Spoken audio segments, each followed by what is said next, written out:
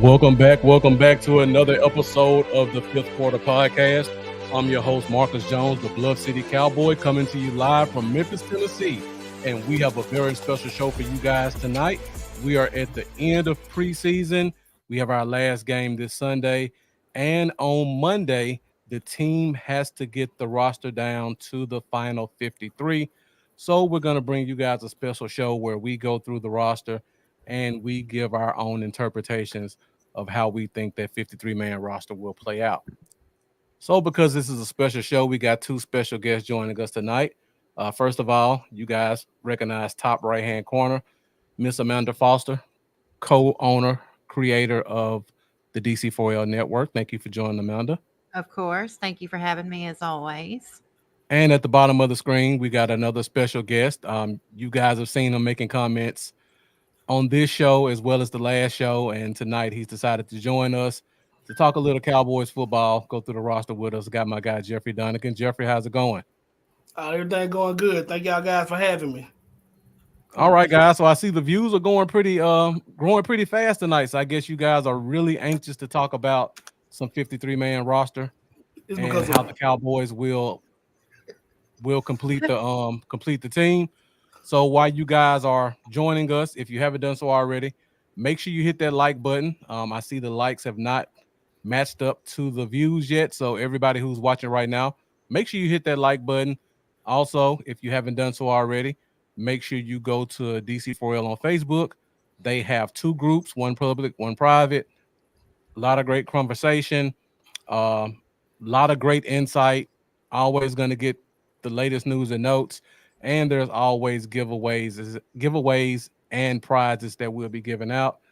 Also, you can go over to YouTube, hit that subscribe button for DC4L. And while you're on YouTube, you can also find me at Bluff City Cowboys. Help me to get to 1,000. Yes. All right, so I see we got a couple of viewers joining us. Got Jeff Pop joining us, becoming a regular. Thank you for joining. I see we got M. Gates joining. One of my friends. They're twins, so I don't know which M. Gates this is. Got to be more specific. Let me know which one it is. And then we also got Mendoza joining us. Thank you for joining, Mendoza. And for you guys who are joining us for the first time, this is an interactive show. We are fueled by Cowboys Nation. So make sure you hit those comments, hit us with your questions, give us your thoughts about everything we're talking about. Tonight, we are talking 53-man roster and who we think makes the team and who doesn't make the cut. All right, so I see it's Mike Gates. Thank you for joining us. I know you're a Chiefs fan, but we definitely appreciate you joining us at the fifth quarter. Frankie Trotter, thank you for joining us. Appreciate that.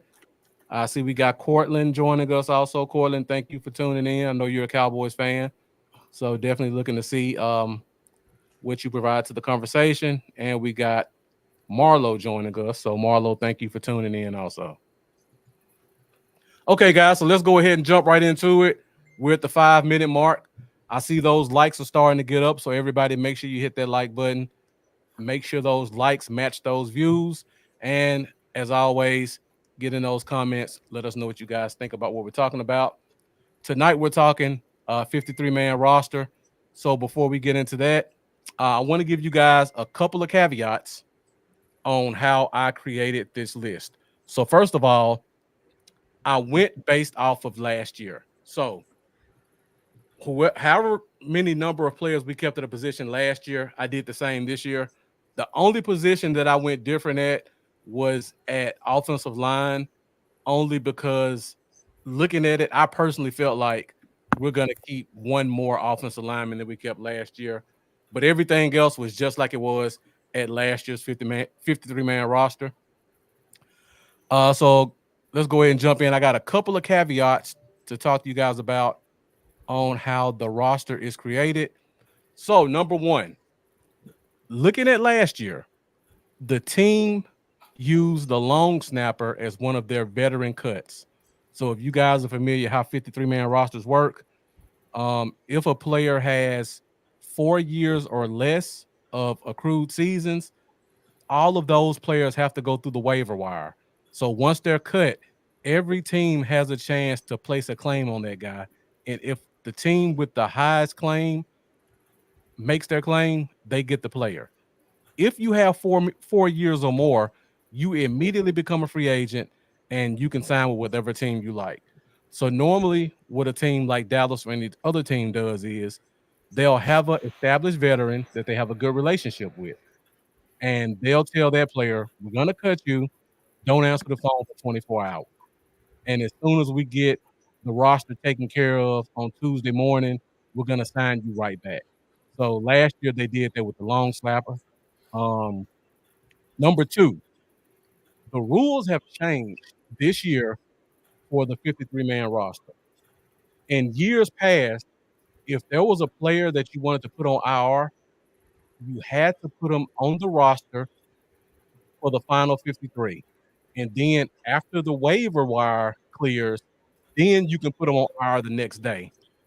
They changed the rules this year, so now if you have a player that you want to bring back, you can put them on the waiver wire without counting towards your 53. So that opens up 2 more roster spots for us that we would have had to use for an injured player. Now, I personally think we're going to use those definitely for Edoga. He's definitely going to be one of those spots. The second spot, I put it Hendershot because he's the only guy I think on the roster that's injured right now. So while we're right here, guys, knowing what I just said, do you guys think they're going to use Hendershot for this IR list, or you think he's just gone completely? Um, I'm trying not to be biased on what I'm saying. Yes, that's I could see Hendershot. Chuma, what was Chuma's injury? Because I know he was hurt. I don't remember what the results were. Does anyone know? Toe injury. Toe injury. So yeah, Yeah. he'll go on the new R. I can't see anyone else being on it. Hendershot, honestly, I don't even know why he's still here. I would personally probably let him go along with Schoon, just send them both packing. That's not happening, Amanda. Thank you, Amanda. A girl well, I told you I was trying to not let my bias get it kind of slipped out accidentally. Hendershot definitely will go the new IR list. I can't think of anyone else they do that with off the top of my head at this exact moment. So. Jeff, what about you?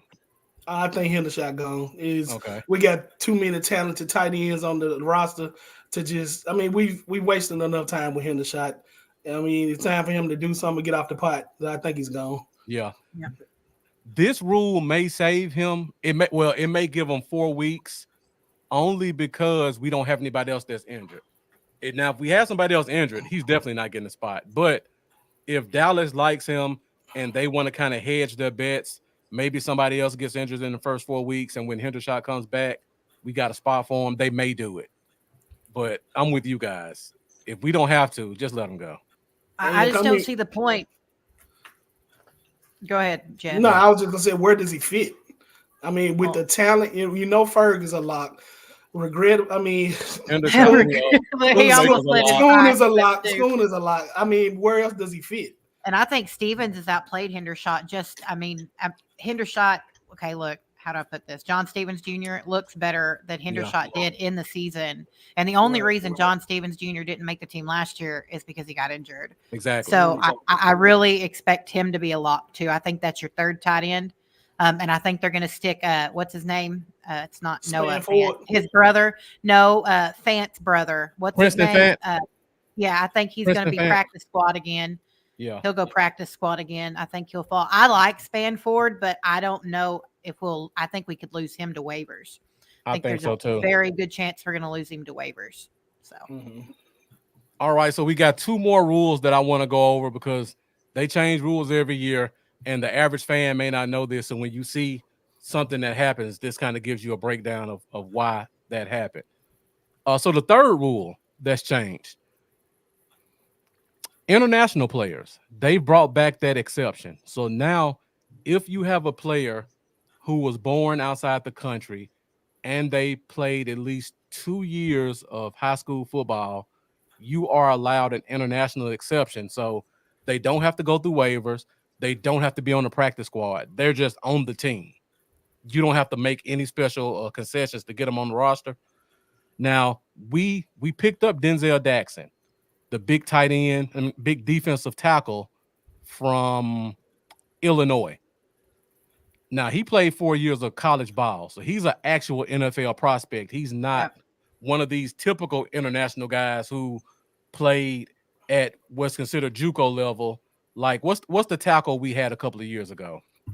Um, uh, Alacone, Alacone. yeah, Isaac Alacone. He's Isaac. not a guy like him. This guy actually played real football. So this is going to work to his advantage because the kid has talent and we get to keep him on the roster without having to go through cuts. And we'll talk about that in a minute because the defensive tackle position just got really deep. And without this exception, we wouldn't have had a chance to watch this guy. Last caveat, the other veteran cut, CJ Goodwin. He has a great relationship with the team. He likes it here. He's our best special teamer, really close with Bones Fossil. So he'll definitely make that concession to get back on the roster later on. So I just wanted to put those out there so when you guys see the 53, you'll kind of know why we did this and why certain people aren't showing up. Yeah, they can't play what they did last year with Brandon Aubrey. No, they can't do that. Man, they remember last year? I think, Marcus, I'm sure you remember the fifth quarter. We didn't start it until kind of a few games into the season, but I was hot in that admin chat. I said, what are we doing? We have no kicker on the, and I know the rules. Okay. I was just like, what are we doing? Cause I just assumed that they thought Brandon Aubrey was like terrible. My bad, y'all. I didn't know. I kind of feel the same way.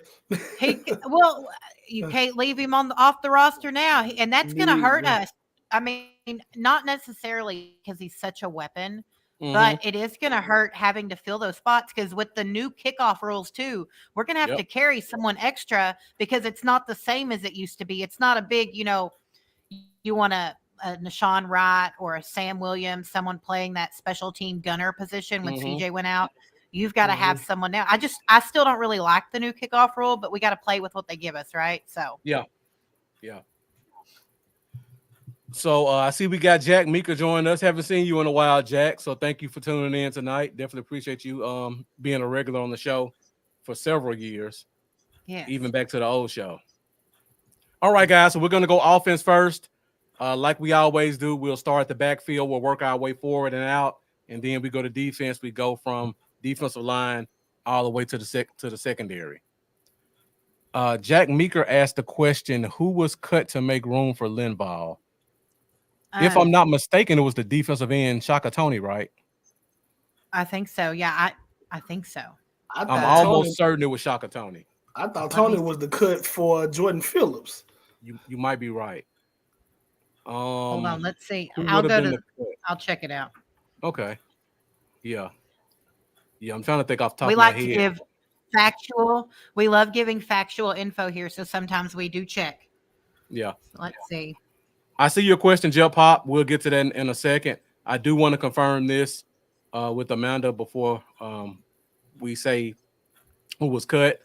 But it sounds like it still might be in principle, but they have all indications that he's going to sign. So it may not be an official signing cut yet. It is not official yet. Okay, so it's not official. It is so I'm guessing I have a feeling they may wait till after the 53. I would guess that too, because that would be my guess. Yeah, because if he's not on the roster on the first day, his contract is not guaranteed. Yeah. So if they sign him right now and he's on the roster day one, if he got hurt or if they decided he wasn't a fit, they still have to pay him his base salary, which is the veteran minimum. Wait a minute. It's okay. Mike Garofalo says the Cowboys are finalizing a deal with defensive tackle Linval Joseph. Okay. Reported by Josina Anderson. The source lets us know he will get $2.5 million guaranteed and can earn up to $4 million in his reunion with Mike Zimmer. Okay. So that tells me they are going to put him on the 53 because that's guaranteed money. That wouldn't even be part of the contract if we were waiting until the 53 dropped, right? That's true. Good point. So someone's got to get cut. Yeah. Maybe it's what is his name, Fiocco? Because I ain't seeing much of him. He ain't playing well. We'll talk about that in a minute too. I reserve my comments on that. Jeff, they ain't getting rid of Mozzie as much as all of us here can admit that all these signings have pointed to the fact that everyone's seeing it as the bust he is. Yep. They're not going to cut him. They're going to keep him on the team because some people can't admit they were wrong. Yep. So should have let him slide to the Chiefs. Yeah, John Cunningham looks like a new name. We were just talking about that. Yep. Once we get the defensive tackles, we'll talk more in depth about Yes. Linval Joseph. So make sure you stick with us. We're going to go through the full roster, and we should get the defensive tackle shortly. Looks like the comments are all starting to go defensive Ooh, tackle pretty yeah. quick. So let me make a. You want to pop in and hold off on offense? You want to get right to it? That's where all the action's been. All What do right, you think? we'll start. We'll start with defense first, then, Let's and do then it. we'll go. All right, to let's offense. go. Let's get it. All right, so we'll start with the first position, and that is defensive tackle. So again, when I put the roster together, I did this based off of what they did last year. So I'm not saying I'm not saying me personally think it's going to be 6 people. I'm telling you this is what they did last year. So until I see otherwise, I'm going to assume they're doing it this year. All right, so on the left side, I got the guys who I think are locks, and then I got the remaining guys who are possibly on the bubble. So once again, interactive show.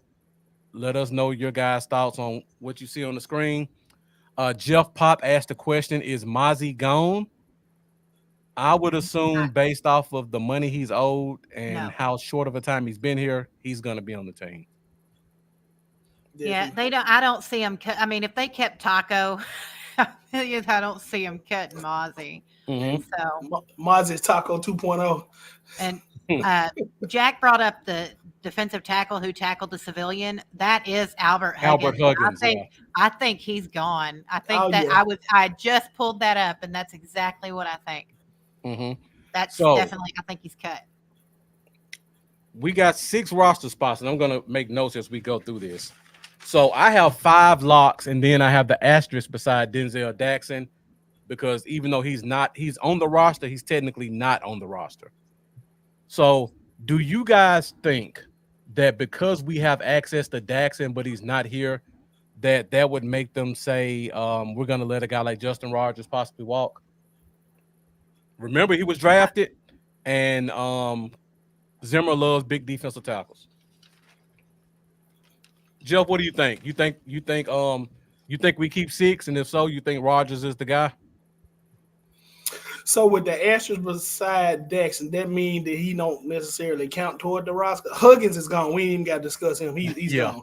Yeah, he's gone. So we're really just deciding between Rogers and Daxton. Well, Daxon's gonna be here. Daxon's gonna be on the practice squad, but he's not gonna count against the practice squad numbers. So the team, he's gonna be able to be on the team. He's gonna be able to practice, and if they wanted to, they can bring him up from the practice squad for 3 games, like they do any other practice squad player. But if they try to bring him up more than 3 times, they have to cut him and make him go through waivers. So technically he's here, but he's not. But because of that international rule, I doubt you see him play. But they're going to get a chance to develop him. Right. No, And that, go ahead. No, go ahead. I definitely see everything down to Linval Joseph as a lock. Right. I think that going back to we drafted him, I think that gives Justin Rogers an opportunity. I just don't know if we're going to go that deep at D tackle. Mm-hmm. Personally, I think with Diggy, Mozzie, Jordan, Ghostin, and then Joseph, I actually think that'll be deep enough at D tackle. Because I actually think, and I know we may discuss this a little later on, I believe we're going to do some maneuvering around with some of our DNs to play a little D tackle in certain situations. I think so too. Like in Neyland, I think we're going to see a Neyland move.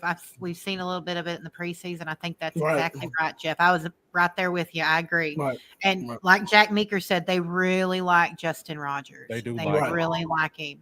So, I mean, in the last game we played, where it's supposed to technically be the starters playing, Justin Rogers and Jordan Phillips were the starting nose tackle in 3-tech. Yeah. For the whole first half. And you were real frustrated about that 3-tech, but it makes sense now, don't it? It makes sense, because I was wondering, why do you draft the guy that's 330 and play him at 3-tech? But hearing Linval Joseph, it makes more sense now. Right. If you guys follow the Vikings, back when they had the Williams brothers, Pat Williams and Kevin Williams, Mm-hmm. Linval Joseph and Justin Rogers, that gives you that same beef inside. Two guys, 320. One of them has a little bit of pass rush, but they're both space eaters. Right. Yeah. All right, so we're all kind of in agreement. You guys think they keep Rogers and keep 6? I think it's very possible, but it just depends. Zimmer, we're so stuck in the nuance that Dan Quinn was. I mean, someone said it today that Dan would have possibly played a safety at defensive tackle if he could have gotten away with it. Wouldn't be surprised.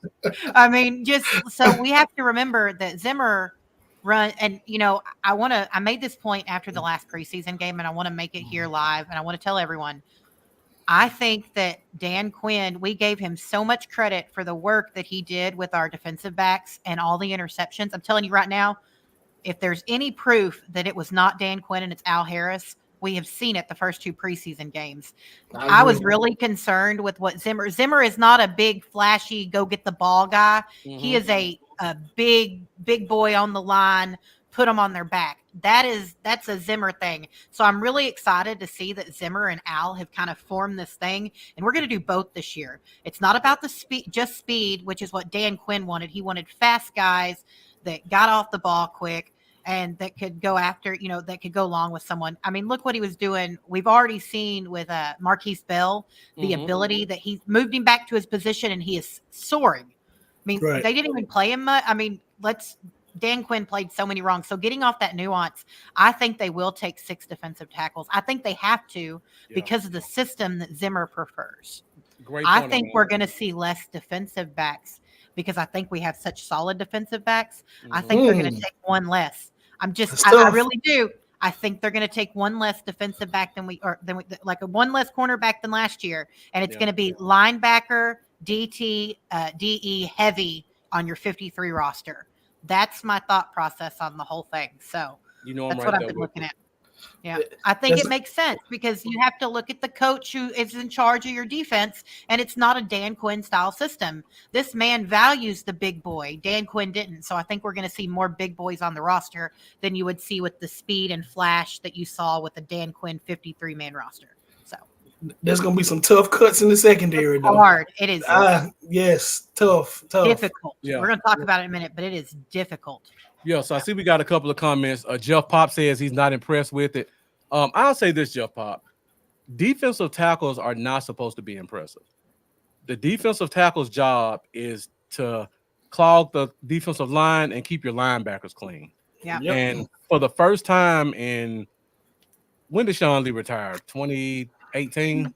2017. 2017? So I thought it was that's my guy. Hold on. Right. Maybe it might be 2018, but I want to say it was 2017.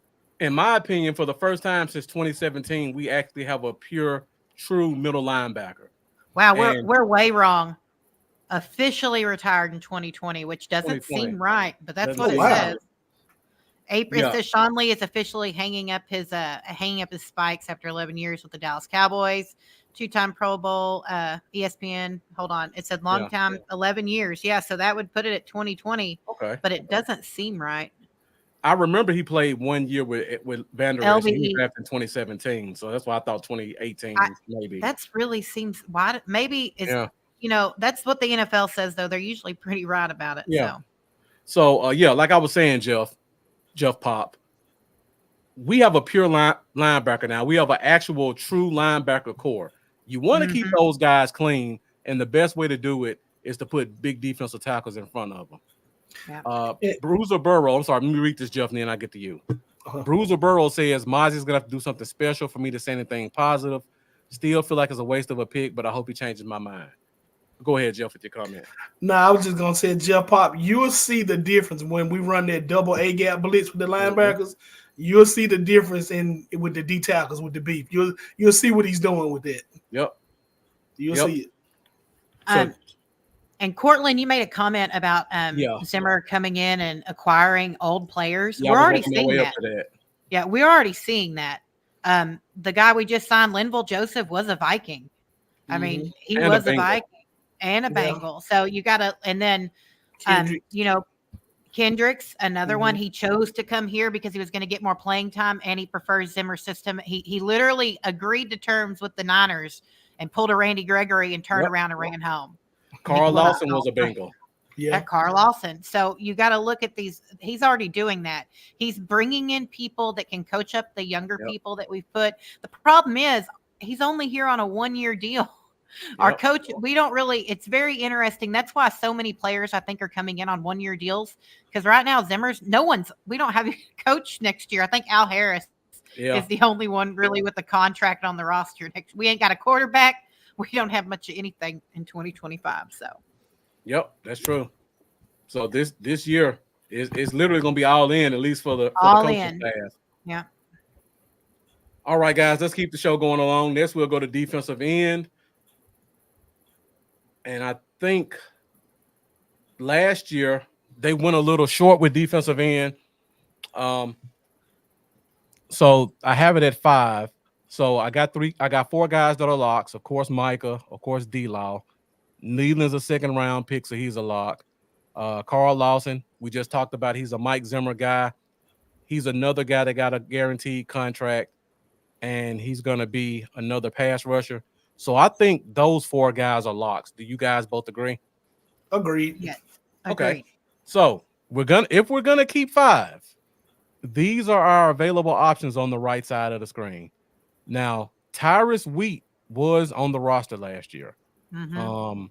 Al Quadin Muhammad was a Colt last year, so he's a veteran. And then we have 4th-round pick Junior Fehoko. So, Jeff, we'll start with you. I said, you would, didn't it? We got one spot to fill at the defensive end position. Who do you think that spot goes to? I was going to Muhammad. Muhammad is a pure pass rusher. I think out of the guys on the right side on the bubble, he gives us the most upside. I don't even really want to talk about Fehoko, but I will.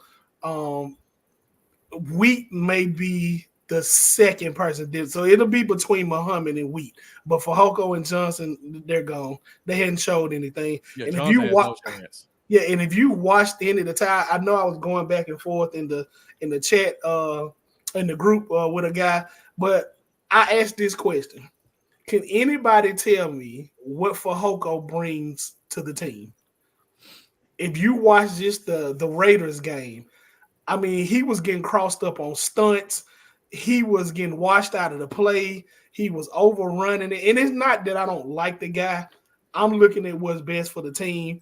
He's been here. I wasn't really on board when they drafted him. I just don't see what he brings to the team. Mm-hmm. So I think it would be Muhammad. Then secondly, maybe Wheat, but I think Johnson and Fehoko is gone. Okay, Amanda, what do you think out of those spots? If we keep one, which I think we're going to keep 5 defensive ends. I think so too. I think it has to be Muhammad. I think that's someone that has more ability when it comes to that and kind of a little bit more versatile. I look at the other list and I'm just not impressed. I'm really not impressed with Muhammad either, but he has the attributes to really provide. What's the best way to put this? He has the abilities, if on a good line and with the right setup, to really succeed. And I think that this system, he would be your better option. So I think that's where we're going to go. I don't think we would have brought him in just as a camp body. That doesn't seem, I think now he might be your veteran cut. He might be someone that's kind of on that veteran cut list that you could work with. But I do think Muhammad's going to be who we keep. Fehoko was such a, I'm not going to go there. Okay. Just, I think he's gone. I expect him to be cut. Knowing this team, they'll bring him back because they they cannot admit that they messed up in the draft. So I think they might bring him back as a practice squad guy if no one picks him up. I wouldn't be surprised. No one will. Actually, I wouldn't be surprised if Dan Quinn did. I would not be surprised to see him be picked up off the waiver wire from the Commanders. I would gladly ship him to Washington now. Well, I would. I mean, I told I've been saying, why are we not calling? There were so many people. You should have called Dan Quinn because he had the capital to do it, and we didn't because Jerry was being stingy because you don't want to trade in the division. So You already lost half the team to him anyway. Pick up the Yeah. phone, make the call. So I yeah, so agree. that's who I think it'll be Muhammad. Yeah. I'm kind of coin flip on this one. Wheat made the roster last year purely because of special teams. So I'm always going to give a special nod to special teams guys. But I think Muhammad has something. Wheat is just a solid fifth defensive end. He's going to be a base guy. He's gonna be on punt. He's probably gonna be on kickoff. If Muhammad can play any special teams, there's no question Muhammad's the guy. But if Muhammad's not a special team guy, I would put it more at a coin flip. And I just looked up Muhammad to see if he's eligible to be one of those veteran cuts. He's been in the league for 5 years, so he can be. His last year in Indy, he did have 6 sacks, so he does have some pass rush ability. And he hasn't missed a game since his rookie year. So you got a 6-year veteran who's durable, has some pass rush skills, and can bring another veteran presence into the locker room. So he has a lot of legs up on Wheat. And I see Jack Meeker says Al Q is good. John Cunningham says put Parsons at linebacker. I think you're going to see Parsons more at inside linebacker, like Jeff was talking about with the double A gap blitzes. He'll probably be more inside linebacker than outside, but that's more pass rusher. Let's see who else we got. Jack, agree with you guys. Fehoko will be in Washington at some point. And Jack Meeker also says he thinks Chauncey will slide to end. I actually agree with you as well because Chauncey did play end almost exclusively in the preseason. So I think if they do kind of play around with position flex, Chauncey Golston will be that guy. All right. I think that's all we got at defensive end. Views are still pretty steady, so thank you guys for sticking with us. Let's keep the questions and comments coming in. If you guys have any questions about players, if you want to throw out a guy you think has a shot, I'm marking a bunch of them so that when we get to that position, I can bring it back up. So if you've made a comment about another position we haven't talked about yet, we will get to it. All right, so let's go to the linebacker position next. And like I said before, probably the deepest this position has been in a while, with not only linebackers in total, but pure linebackers. No more safeties being the green dot guy. No more safeties being converted. No linebackers who don't read the playbook or don't like to feel B gaps. Hate to throw shade out there to Jalen and LVE, but it is what it is. We have a bunch of natural linebackers.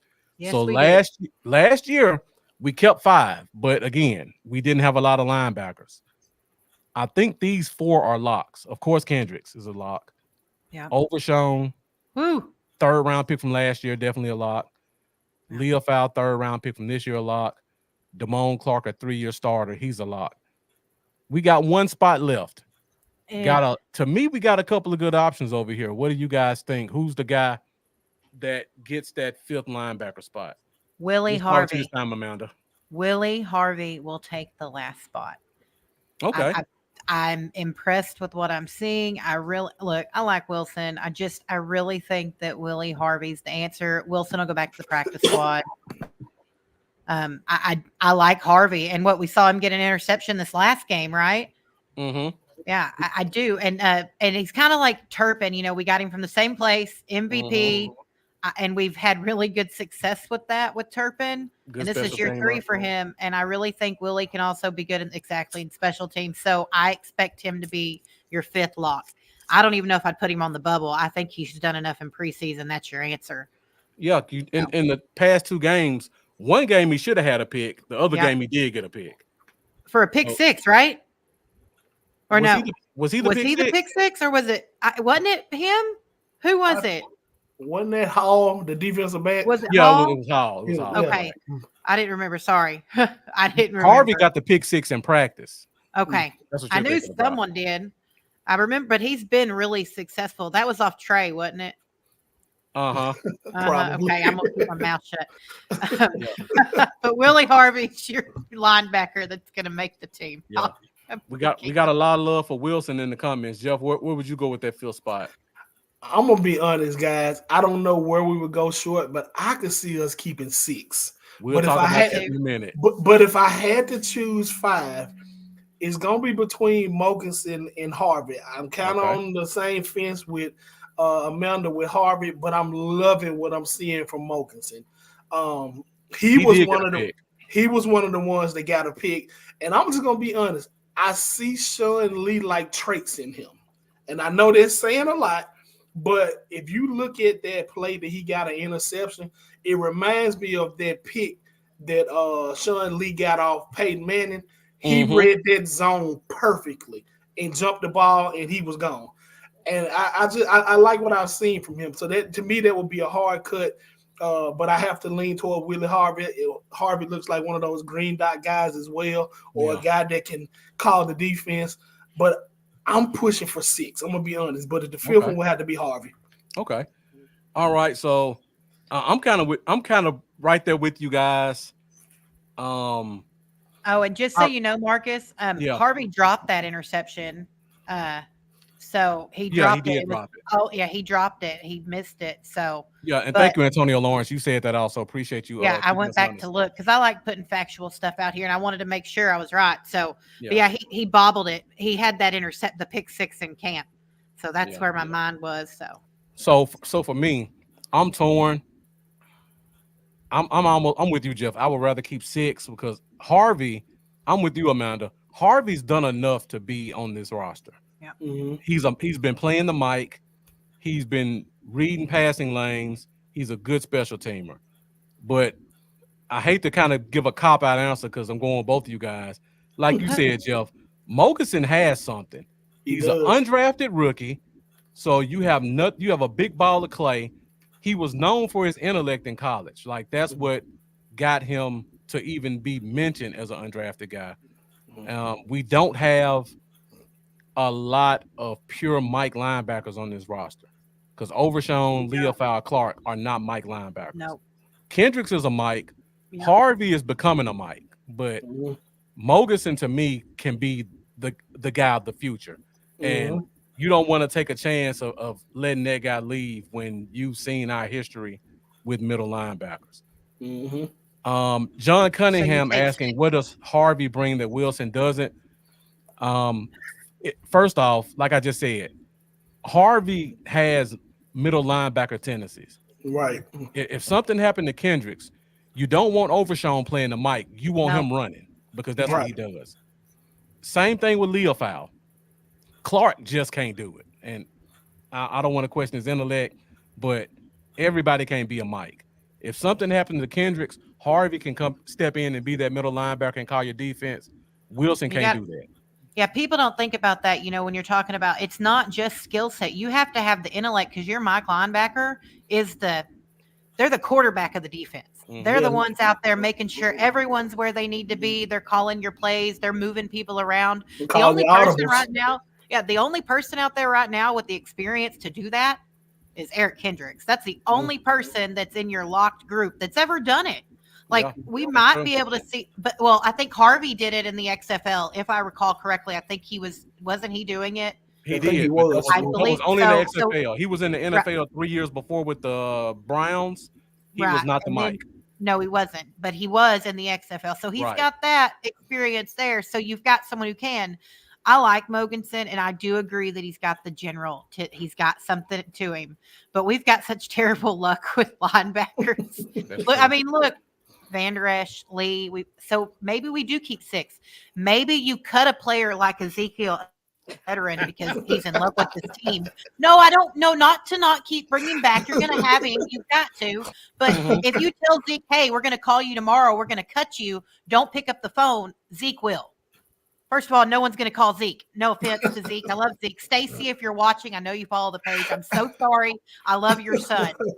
But I'm just saying that you could maybe cut him so you have that playing room so you don't lose someone like a Mogensen if he goes to waivers.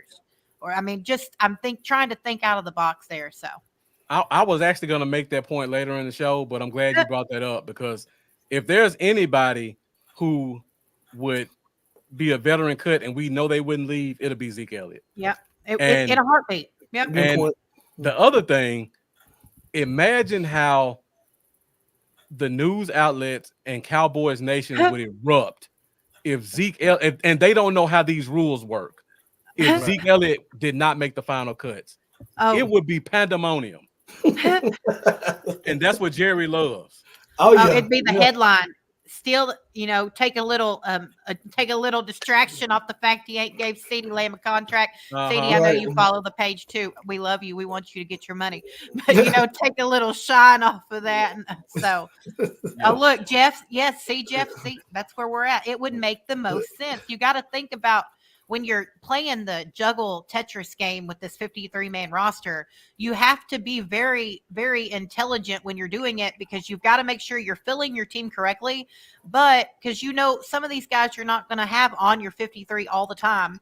So you want to play the juggle game just right. Zeke's a perfect place. Well, we know, Antonio, we know Zeke's making the team. That's not the point. And I see we're not talking about Zeke not being on the team. We know he's going to be on the team. Exactly. We're saying that Zeke is a person that you juggle with and say, hey, don't pick up the phone for 48 hours. We want you on the team, but you're a veteran. You don't have to go to waivers. We can add one of our, younger players because anyone that hasn't played 4 years goes to the waiver wire. That's what we discussed earlier. We don't want to lose someone, say a Mogensen, because people see what he's doing. Let's see. I'm trying to think of other players. You could cut even a Royce Freeman could be a veteran cut. We're just trying to play we're playing gymnastics with the roster like we did with Brandon Aubrey last year. It's just to temporarily be able to hold people that you don't want to hit the waivers for other teams to be able to grab. Veterans are the answer to that problem. You can't do it with a rookie or anyone on a rookie contract. You can with a veteran because they don't have to go down the wire. So, and I think Freeman's going to end up being that guy, but Zeke would be an option as well. Yeah. And I was talking in another chat that I brought this up in, and they were bringing up the point. Maybe that's why we haven't seen Zeke at all in training camp or preseason, because just in case they decide to do that with him, they don't want to give any other team any tape to say maybe we should take a shot on him. So all they have to look at is what they saw in New England. You don't know what you have right now. So maybe that's another game they're kind of playing with Zeke. Yeah, and he made that comment that they were being really what was it he said? He said something along the lines of, we're just being really careful and counting the snaps that I'm getting, like because I'm older. It was almost like they'd already told Zeke, hey, this is what we're going to do. I don't know if it's going to happen. I mean, Freeman's more likely just because it depends on how big a headline Jerry Jones wants to make when it all comes down to it. So, yeah, we know Jerry love big headlines. Oh, yeah, big headlines. Yeah, and for the guys that watching, when we talk about this veteran stuff, this is kind of the reason why. When teams get the final cut day, they have to go from 90 to 53. So there's literally 1,000 players available at one time. Yeah. If you have a player that you like who would be added to that 1,000, you want to do whatever you can to make sure they're not in that 1,000, because hopefully the teams who may have liked him during that waiver wire time, they may pick up somebody else at that position. Yeah. So now you can go on Thursday and cut your guy. And the team that liked him, maybe they'll say, you know what, the guy we picked up, we like him a little bit more. Your guy can clear waivers. You can get him on the practice squad. So that's kind of the game we're trying to play. Who can we cut to come back? That's the name of the game. If they're not on the regular squad, we're trying to get them to the practice squad. Right. So if there's a guy you guys really like, they're gonna like him as well, and other teams will also. Yeah. Okay. Jack Freeman, vested veterans choose. So if they want to be in Dallas, they can take a long weekend and resign. 100% right. Chris Hennigan saying, I would rather Freeman be the lamb. I think we're all on that same page. We're all kind of saying that, but boy, wouldn't Zeke make some headlines if he was. Well, maybe they do both. Maybe they if they plan just to have keep one running back on the roster. Well, I mean, Deuce be that one. Put Deuce on Boy, That's with, some Jerry nepotism if I ain't ever heard it. with Cowboys Nation erupt, if we Woo. cut all of our running backs, and Deuce was the only one left for a day. For a day, Deuce was the only back we had. I probably would have rooked too. Just Even knowing what's going on, it's like, what? even in the- like, wait a Come minute, on. wait a minute. Not Right. one running back on the roster. That, like, you know, none of them. Not one running back. I mean, we've got some really standout players on the defense. Mhm. It depends really how much in charge, you know, Zimmer really is. We're going to find out. We're going to Yep. find out with this cut. So, See, we got Roderick Atwood, one of our admin, joining us. Thank you for joining. We'll get the running backs in a minute, Roderick. Yeah. We started on defense. We were going to start at running back first.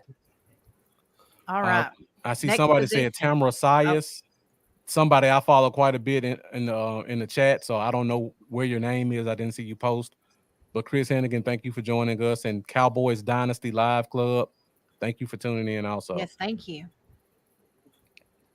All right, guys, those views are still going up. The likes are matching the views right now, but the views have been fluctuating. So if you haven't done so already, hit that like button. Share with your Also, friends. Go to YouTube, hit that subscribe button, DC4L and Bluff City Cowboys. All right, we got 2 more positions left on defense. We're 47 minutes, so we're pretty much at the halfway point. We just talked about linebackers. Now let's go to their secondary, where there's Ooh. going to be some very tough decisions to be made. Hard. Yeah, horrible decision to be made. We'll start at cornerback first. The Now, hardest one. I didn't realize this, but we kept 7 last year. And that was a shock when I saw that. But I thought about, we only kept 4 linebackers. So that gave us an extra spot at the corner position. Now, I think all these guys are locks. Diggs, obvious. Bland, obvious. Lewis, obvious. Kalen Carson, 4th round pick, stand out in practice. Andrew Booth, former Minnesota Viking. He wasn't drafted by Zimmer, but he was a part of the regime right after. So when a defensive coordinator leaves a team, you kind of want to keep that same type of player until the new DC implements his scheme. So Andrew Booth kind of falls in line of what Zimmer likes, and that's why we traded for him. And then we got a couple of guys on the bubble. You got your 4th round pick from last year, Eric Scott, Kemen Hall, who's been stepping up in practice, Mukwamu, who's a fan favorite, and Goodwin, while great special teamer, but I think we all agree he'll be the veteran cut, at least for a day. So 2 questions. Question 1, well, I got 3 questions. First question, before we talk about who makes the team, do you guys think after Goodwin gets cut, do you think he's coming back to the roster, or do you think he's going to be a practice squad guy? Goodwin?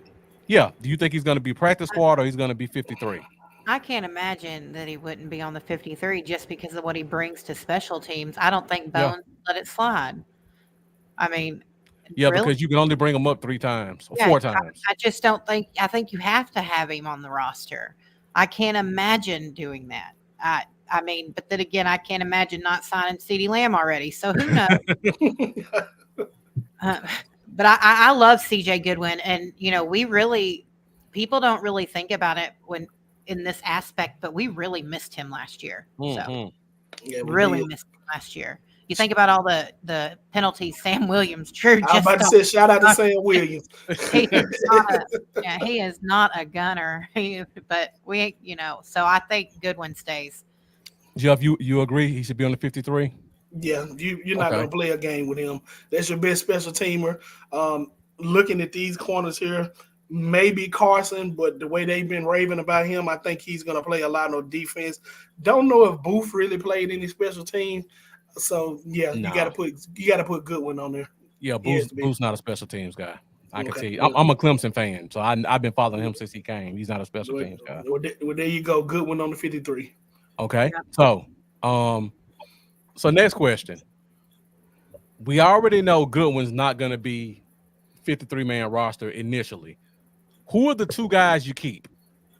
Because I see the comments are kind of going everywhere. Huh. And thank you for joining us, Rika. I don't know if I said that already. And Billy Haley also. You go ahead, Amanda. Yeah, go ahead. I know people don't want me to say this, but I really do think Izzy's going to be a cut. I do not expect him to make this squad. Um, Keeman Hall, you've seen some flashes of greatness in he's the one who had the pick six. So Mhm. I don't know. It's a hard cut. I don't even think we're going to keep 7. I do not think we're going to, I told you, I think we're going down. I think we're keeping 6. We'll talk about That that in a makes the minute. most sense. So I do not expect anyone. I think Mook's gone. I really like Eric Scott Jr. I wouldn't be surprised if it was Goodwin and Scott Jr. if we're taking 7. So you think we don't even play the veteran game with Goodwin? We just put him on the roster and be done with it. Well, I can see the veteran game with. I already agree with you on that because we've done it before. It's not something that we haven't. CJ will come back. You tell him don't pick up the phone. I can see that completely, but I don't know. I just don't see anyone else that really stands out to me. I think we are better suited to keep, say, I don't know.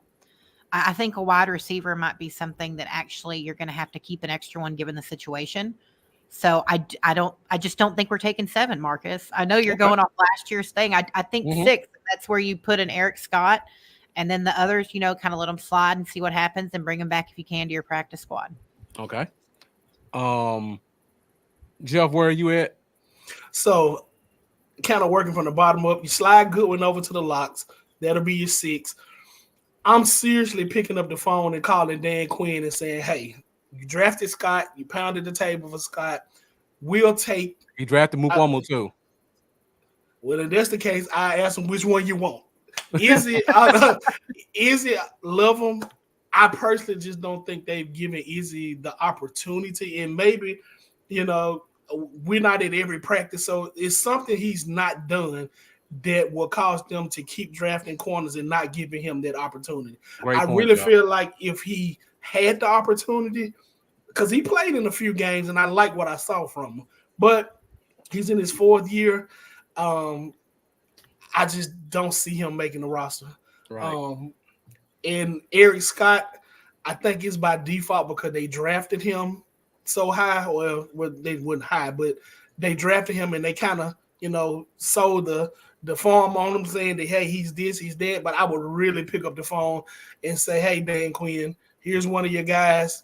Give me a 6 or 7 round pick or just something in return. Well, my rebuttal to that, Jeff, is okay, but you got Jaron Curse still out there. Why hasn't Dan picked him up? Maybe he's not interested in anything else until he's already taken what he wanted from the team. So I find it weird that Jaron, I would have expected him to be in Washington by now, and he's not. So that's still kind of, I really thought he would. So. Yeah. I can agree with that. I'm with Charlie. I don't see Scott. I know he was a pick last year, but he wasn't one of Zimmer's picks. I don't think he makes it, but I would definitely try to make that phone call. Oh yeah, definitely. And you bring up a great point about Mukwamu, Jeff. You talked about that a second ago, where you said he's been here for 3 years, and what have we gotten from him other than fan hype? Right. I was in one chat, and I made the comment. Somebody asked about surprise cuss, and I said it's not a surprise for me, but probably Izzy. Mm-hmm. And then someone said, "Well, Izzy hasn't had an opportunity." But didn't Jordan Lewis miss an entire season 2 years ago? Didn't with the foot, yeah. Yeah, didn't Trayvon Diggs miss an entire season last year? Then we bring in Gilmore. Right. They should have been easy sliding in there if he had. Right. I mean, Deron Bland was a rookie 2 years ago. He leapfrogged Izzy, and Izzy had been here 2 years. So the opportunities have been there. He just hasn't taken advantage of them. And I'm saying this as a guy who loves Izzy as a player. Right. I think I can say safely that all you guys are Izzy fans. So we're not bashing them. We're just calling a spade a spade. The guy's been here 4 years. The guy who drafted him is gone, and some younger guys are showing more promise. That's not a bad thing. He's not going to be out the league, but maybe Dallas just isn't the place for him. Agreed. I lean towards. Let me pull the list up so I can make sure I got it right. And I got a question once you get through with your remark. I got a question to pose to you. I lean towards Kemen Hall. The kid has been showing a lot of grit in preseason and in training camp. The other thing I like about Hall, and I know people say, well, if something happens, you slide Bland back to slot. I would love to see that, but if you're Bland and you're a defensive player of the year candidate and you got a contract coming up next year, there's no way I'm letting my coach put me back in the slot. I'm trying to stay outside. I'm trying to get paid. So even though we could, I don't think he would do it. So when I look at Carson, Carson's an outside guy. Booth is an outside guy. So if something happened to a guy like a Lewis, we could slide Bland inside, but I think Kemen Hall would be the only pure slot guy who could actually go in there and play slot outside of Bland, which I don't think would do it as in a full-time basis anymore. Not saying he can't. I don't think he would. Not on a contract year. Yeah, Hall is a stud and a hard worker. Cody Lewis asking the question, why isn't Kerr signed? Great question.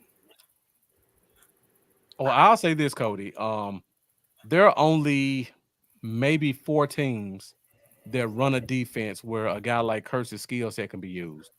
One is wherever Dan Quinn goes. One is the Jets, and they have a safety.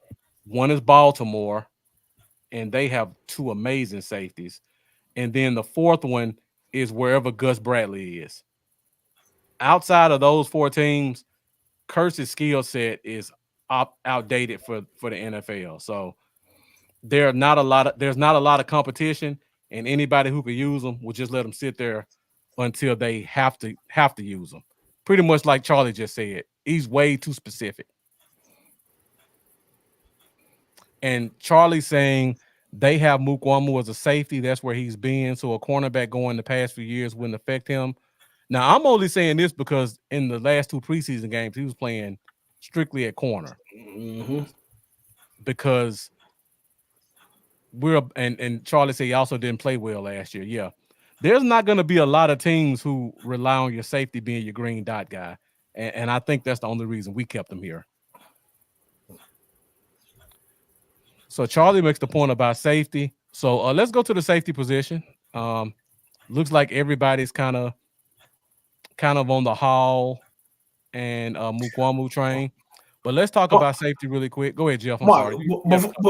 Before we move from corner, I know me and you had some discussions from Andrew Booth's play, just strictly off the Raiders game.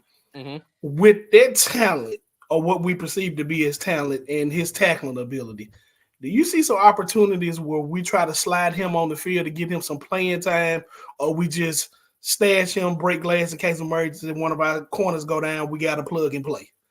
I really liked what I saw with him, especially fresh coming in off of maybe 1 week?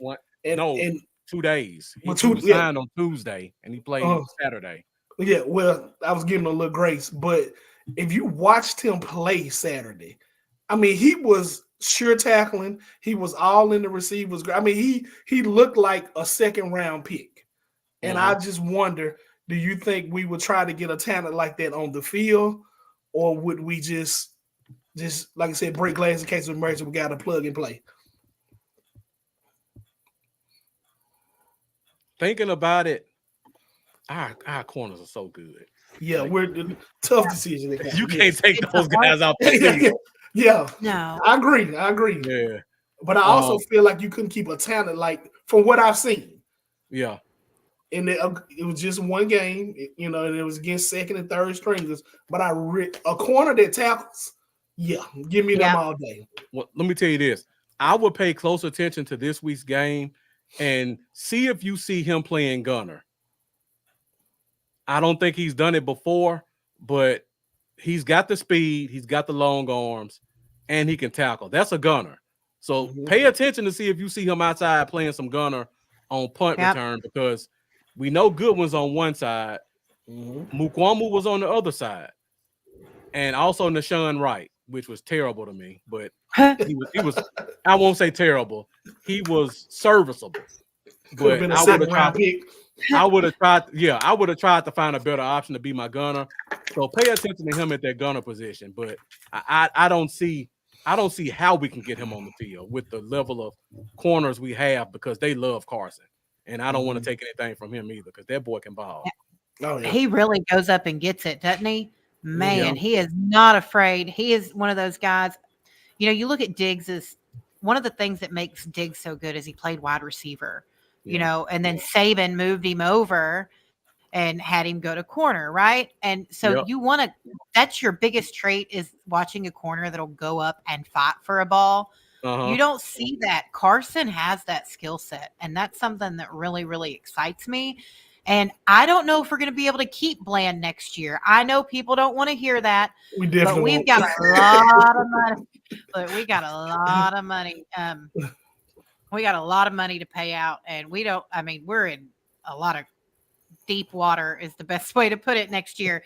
40 million dead for your quarterback. I mean, dead cap. You just have to look at everything. So I don't think Bland's going to be here. And you've got Carson who can come in, go up for the ball, fill that role. And I think that's really important. So I just don't see how you can take snaps away from someone like him when he's going to have to fill probably a much bigger role next year. So I mean, it's a great problem to have. It's just a question I pose. I mean, you can never have enough good corners. And I think that's one of Zimmer, the things he lived by. He loved corners. So you can never have enough of them. Yeah, that's true. Yeah. Charlie's saying they have the 5th most cap space next year. That Charlie, you're using too much logic when you think about how the Cowboys operate with their salary cap. According to Jerry, we're broke every year, and yeah, that's well, and then you almost got a 40. You mean you got 40 million dead with your quarterback, and you haven't even signed him. You don't know what CD's going to be next year. Micah might hold out next season. You got Duran that's going to need a contract. Jake Ferguson's going to need a contract. I mean, you're losing Turpin. He's on a 3rd year. We have a ton of free agents next year and a ton of people that are going to be needing contracts. Malik So Hooker, you can Jordan talk. Lewis, both I mean, D tackles we just signed. Hendrick, D-Law. I mean, everybody needs money. So we might have that much. We might be 5th in cap space, but it doesn't matter. Like first of all, Jerry plays the broke game where he's broke all the time. Right. And he doesn't want to give the dollars. So, I mean, we're in a bad place. So. Yeah. Again, Charlie, you're thinking with logic. We're thinking like Jerry. Like Amanda just said, Jerry's always broke. The team's worth $10 billion. We got 40 million in cap space, but we got to figure out how to slice that pie every year. Same old. He won't even sign. He's got an 88, a guy he forced to wear the 88, and he's not paying him. He's not even at camp. The only thing that I found comfort in today was the fact that I called it Zeke watch because Zeke wasn't signed during his holdout. This exactly what 2018, 2019, I think it was 2019 when he held out. He was still not signed yet, so I guess we got that going for us. I hope it's already done. We'll see. Mm-hmm. Yep. Charlie, you keep speaking facts here, but we're following how Jerry talks. You're preaching to the choir right here. We get what you're saying, but you know how our owner is. Now, if you could put those notes together and send them up to the Star, we would really appreciate that. I got a contact there if you want the number. I don't know if they'll listen, but I got a contact. Yeah. Go straight to the shred bin. Junk mail. All right, so we got one more position on defense, then we'll get the offense. So we got the safety position. Last year they kept 5. And like Charlie brought up, last year they did play Mukwamu and consider him a safety. But I'm just going off this year where I see him playing more corner. So you could possibly put him in here also. They kept 5. Hooker's a lock. Wilson's a lock. Thomas and Bell are both locks also. In my opinion, all 4 of these guys could probably start on the 3rd of the league. So we're really deep and really talented at safety. So I pose this question to both of you guys. 1, do you like any of these safeties? And 2, do you think we even keep a 5th safety because our top 4 are so good? And by the way, Thomas and Bell can both play free or strong. So it's not like they're pigeonholed.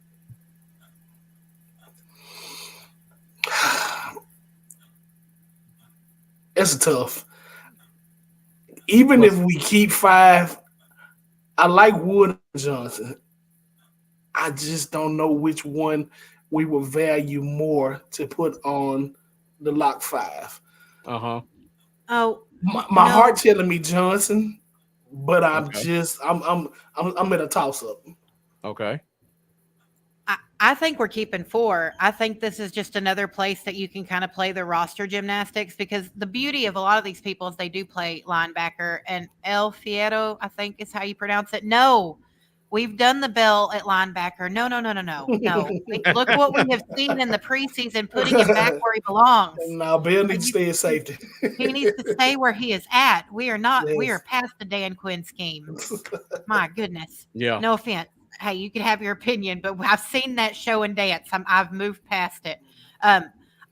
The 4 safeties that we have are so incredibly good. Incredible. You slide one of these down and put them on your practice squad in case of emergency. But I don't think you need anyone besides the 4 you have. Do y'all? Like, I don't see the point. I really like Julius Woods, Yep. but Agree, Charlie. if you told me we may lose him because we're gonna keep another linebacker or another corner, I would be okay with it. I like the potential, but our safeties are so good that I don't think we lose a lot, and they play special teams too. Yep. Yeah, seems like everybody's kind of along the same lines. We're good at 4 safeties. I think we're good. Jeff Payne saying pretty much over and done. But the question I want to pose to him is if we kept 5, who would be the 5th one? Because I like Johnson and Wood. I really like do. Wood. I prefer Wood over Johnson, but Okay. I mean, Pause. I was gonna say the same thing, Jeff. hey, look, stop. If ever we had a Jeff, if ever we had a soundbite machine, that would be number 1. Yeah, thanks, guys. Go ahead. Well, I was checking my texts, and one of the guys told me to tell Marcus to pause for one of the comments. He said, It was probably one of the linebacker comments. I'm not. He just said tell LJ to pause, man. It was probably one I said when never mind. I did. Bruiser, I walked right into that, didn't I? See, that's why they made it so that I would say it first. You see, I got set up straight. Look.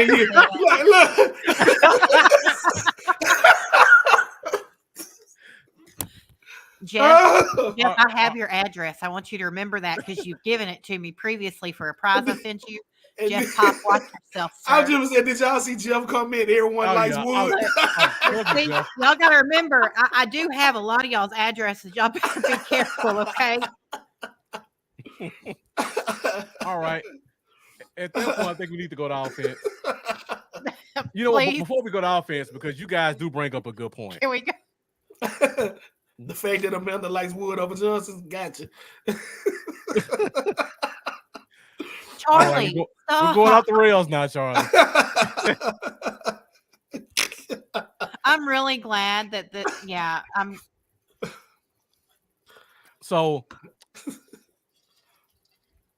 if we do go for a safety, which position are you guys taking an extra player at? Is it linebacker, corner, defensive tackle? Let me see if I have those. I think wide receiver, honestly. I love the Jalen's. Like, I know we're going to get there, I know, but I really love and with CD situation, I think that you could kind of play the gymnastics there and have your. So I know we're on the defense, but I do think there's opportunity there. So if you're only taking 4, I mean, you could take. Okay, I'm being very careful what I say because I don't trust any of y'all right now. So here's one of my would you rather questions. Would you rather give up the 5th safety to carry a 6 linebacker or a 6 defensive end? So, Jeff, do you not want to give up on Fehoko? So, would you rather have Fehoko or Mokus? Are you really gonna ask me that question? I'll take Mokus. I'll keep Mokus. I could see that because I feel like that's kind of what it's going to come down to. If we all kind of agree that they go 4 safeties, right? Cortland saying go with the 6th defensive end. So since you like Mogerson, let's say you either keep Mogerson or you go another corner. So you keep Goodwin, Mukwamu, and Scott. No playing around with the roster. You just get rid of the safety and you keep 8 corners because Mukwamu can give you that flex at corner safety. What you doing there? I don't think we keep Scott personally. Okay. So you're saying basically to give Izzy one more year? No, I'm just saying if we decide not to go with a 5th safety like they did last year, you like the linebacker. If you can choose between keeping Mogerson or going one extra player at corner, and I just use Scott as an example. I mean, I use Mukwamu as an example. It could be Scott. It could be Hall. Would you choose one of those corners over the linebacker? I would take Mogensen. I don't think there's anyone that would. Yeah, I'll take Mogensen. I don't think there's anyone that plays better than Mogensen in the list of people that you're choosing from. I mean, that just makes the most sense to me. We were discussing earlier how you take both of them. Well, there you go. You carry one less safety, and you can take Mogensen as well. You can take Willie and Mogensen, and then you're set.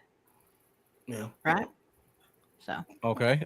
So Mendoza asked the question: Mukwamu, Mogerson, or Wheat? So corner, linebacker, end. Which one? If you're only going 4 safeties. My heart tells me Mukwamu, but I gotta go Mogens. I agree. Again, Mogensen younger. He's shown some flashes. Mukwamu's been here, and what has he shown? Yeah.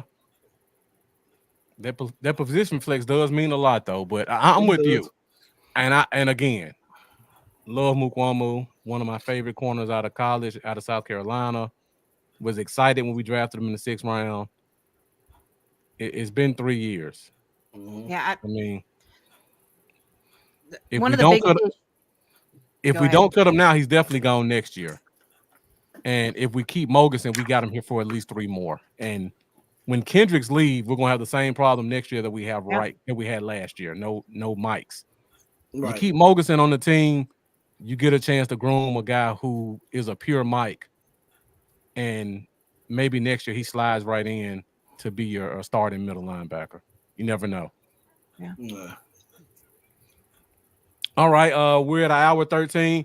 I think offense will go a lot quicker than defense. There's just so many moving parts on defense. Offense, I think, is pretty straightforward. Who stays and who goes, but we're definitely going to go through it. And once again, make sure you guys continue to stick with us. Show us fuel by fan engagement. You guys have been on fire tonight, good and bad. So let's keep the momentum going as we go through the offensive side of the ball.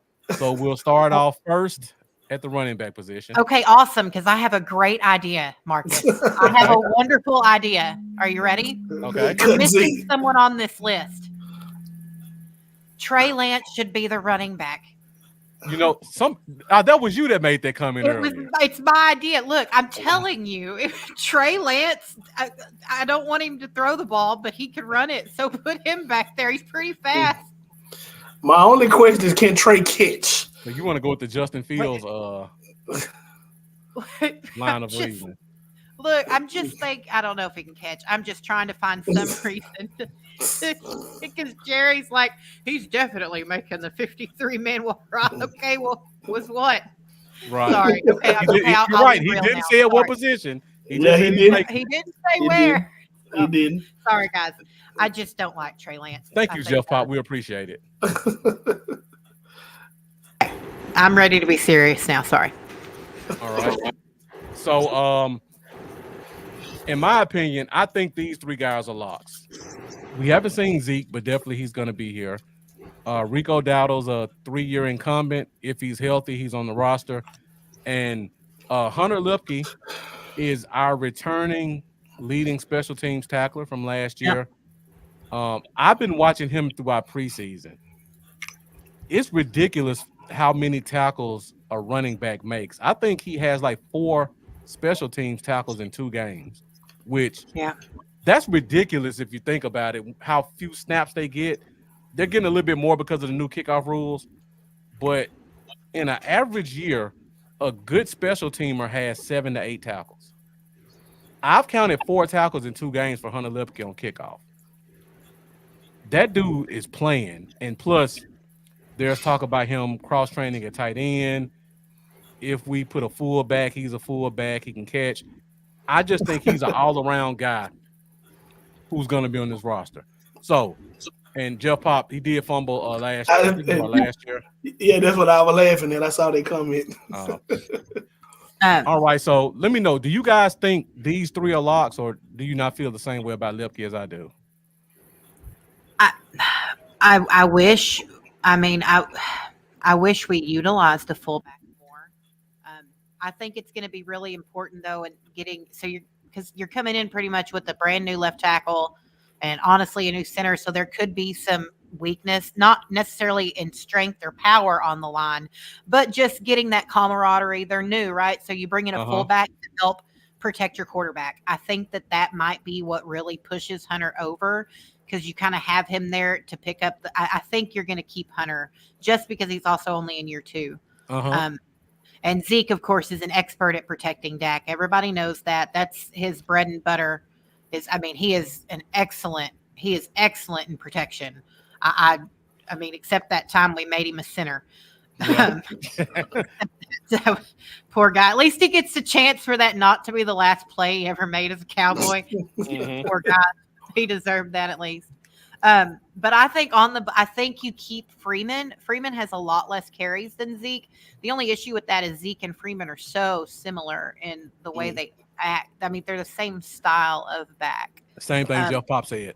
Yeah, and Malik Davis, he's a practice squad guy. That's what we've seen forever. I expect him to go back. I haven't seen much from Pete. I was kind of agitated they haven't utilized him a lot in the preseason. Yeah. I wanted to see what we had because he's so fast. So I don't know. Deuce Vaughn should have been on the bus already. We just haven't. Look, the comments disagree, Amanda. I just say that. I know everyone likes Deuce. I just don't understand. Like, he's not Darren Sproles. He is not. The only good thing, maybe Deuce will have more success behind a stronger line that's more talented when it comes to the run game, because we were not successful in running the ball last year at all. We just weren't very good at it. And that also had a lot to do with our offensive line. So maybe Deuce can find a little more success. But sure, and that Trey Lance does too.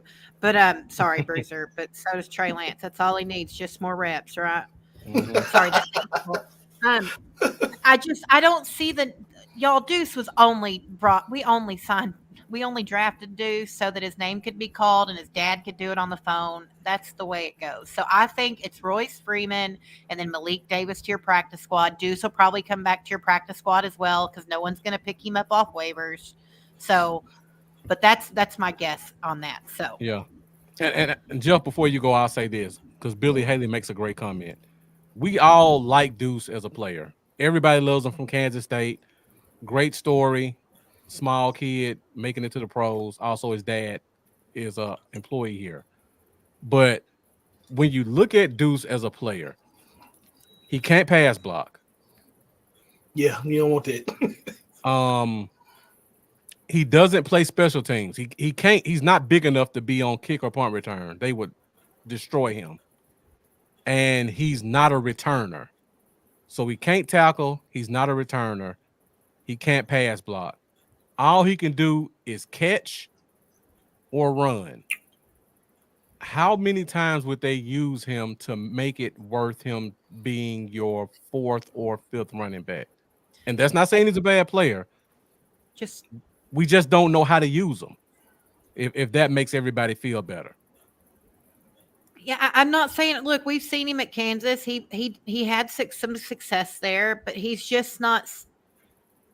He's not able to succeed in this system. Does that make? I think that's the best way to put it, right? Yeah. We have no way to utilize him. So. Right. Jeff. Not saying he's a bad player. We just don't know how to use him. It's awesome for a minute. He says like getting the prize out of a Cracker Jack box. It's about the same size as one too. If we're gonna Make it. Let me timestamp that comment. Okay. All right, Jeff. All right, this show's getting off the rails. All right, I love Jeff. it. I love on, it. on the bubble, we got 4 roster spots. Who's your 4th guy? I want to say Royce Freeman, but this is the question that I'm gonna pose to everyone. In the current state, what does what does Zeke give you that Roy Freeman don't? And that's the only thing that I'm kind of caught up with because Roy has less miles on him than Zeke.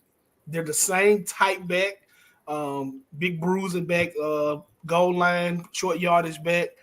What will Roy give you that Zeke is not give you in the flip of that? My heart want to say Deuce, but again, if Deuce Vaughn comes in the game, we know what's happening. He's going to be a swing route. They may give him a couple of runs, but what my concern would be with Deuce is on 3rd down, if he get caught in a pass blocking situation, they would run clean over him.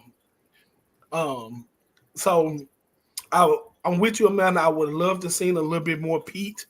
And who knows? The Cowboys always have that one gem that they hide. So Pete could be that gem that they're hiding. So I guess if I had to go ahead.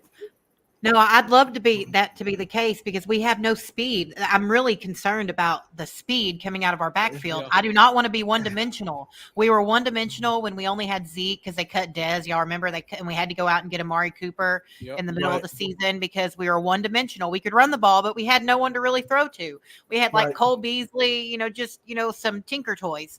My concern is, are we going to be one-dimensional again out of the backfield? Because then if you can play the pass, because that's what the team's going to do because they don't have that burst of speed. Who's our run to the outside guy? You got Zeke who can go between the tackles, ground and pound, get those hard yards. Who is the speed back? We don't have one. And that's the same thing I was talking with Marcus about. We don't have that speed, explosive burst back. Yeah. Rico has it a little, but he's not the burst of a Tony Pollard, and that's the type of the dynamic that I'm talking about. Your thunder and lightning, and I see a bunch of thunder, and that's it. We don't have any lightning in this backfield, and so that's why I would rather have seen Pete a little bit more. Still don't think it's out of the realm of possibility for us to bring in a guy. I'm still watching that, but like I said, I guess if I had to go with those 4, it'll be Zeke, Roy, Lipke, and then Rico. Yeah. Amanda, you about to make a comment? Well, I was just, I was looking. I've been watching the cut list. Like who was it? Ahmed he's really fast out of Miami. He's really fast. He was cut today. I saw that come up, and I actually messaged Marcus and said, like, there's an option. The problem is, Jerry does not admit, like, everyone was so angry. I remember we were doing the live. I picked the Guyton choice, but I expected to go after a running back much sooner. We didn't draft one. We took Pete. I mean, we got Pete, and he was undrafted. So I don't know if Jerry will admit that we need speed. Like, I don't know if he will. But it's a big concern, and it's still the biggest question mark, I think, hanging over this offensive team. Of course, CD's contract, all that. But, I think it's going to get done. He's under contract right now. That's a lot of money to lose if he doesn't show up to week 1. I don't expect that to happen. Yeah. So the biggest question mark offensively on this team is no longer your offensive line, Tyron Smith's help, all the things that we've always worried about. It's who's your fast back. We don't have one. Yep. So I really hope they go out there. There are so many talented running backs that are about to be cut. You got a Jeff Wilson Jr. out of Miami. He's fast. Miami is known for their fast running backs. They don't really do the big thunder. Like, they're all lightning. That's Mike McDaniel's speed. Yeah. Right. All speed. Jeff Wilson's very possible a cut there. I think that's someone you could watch.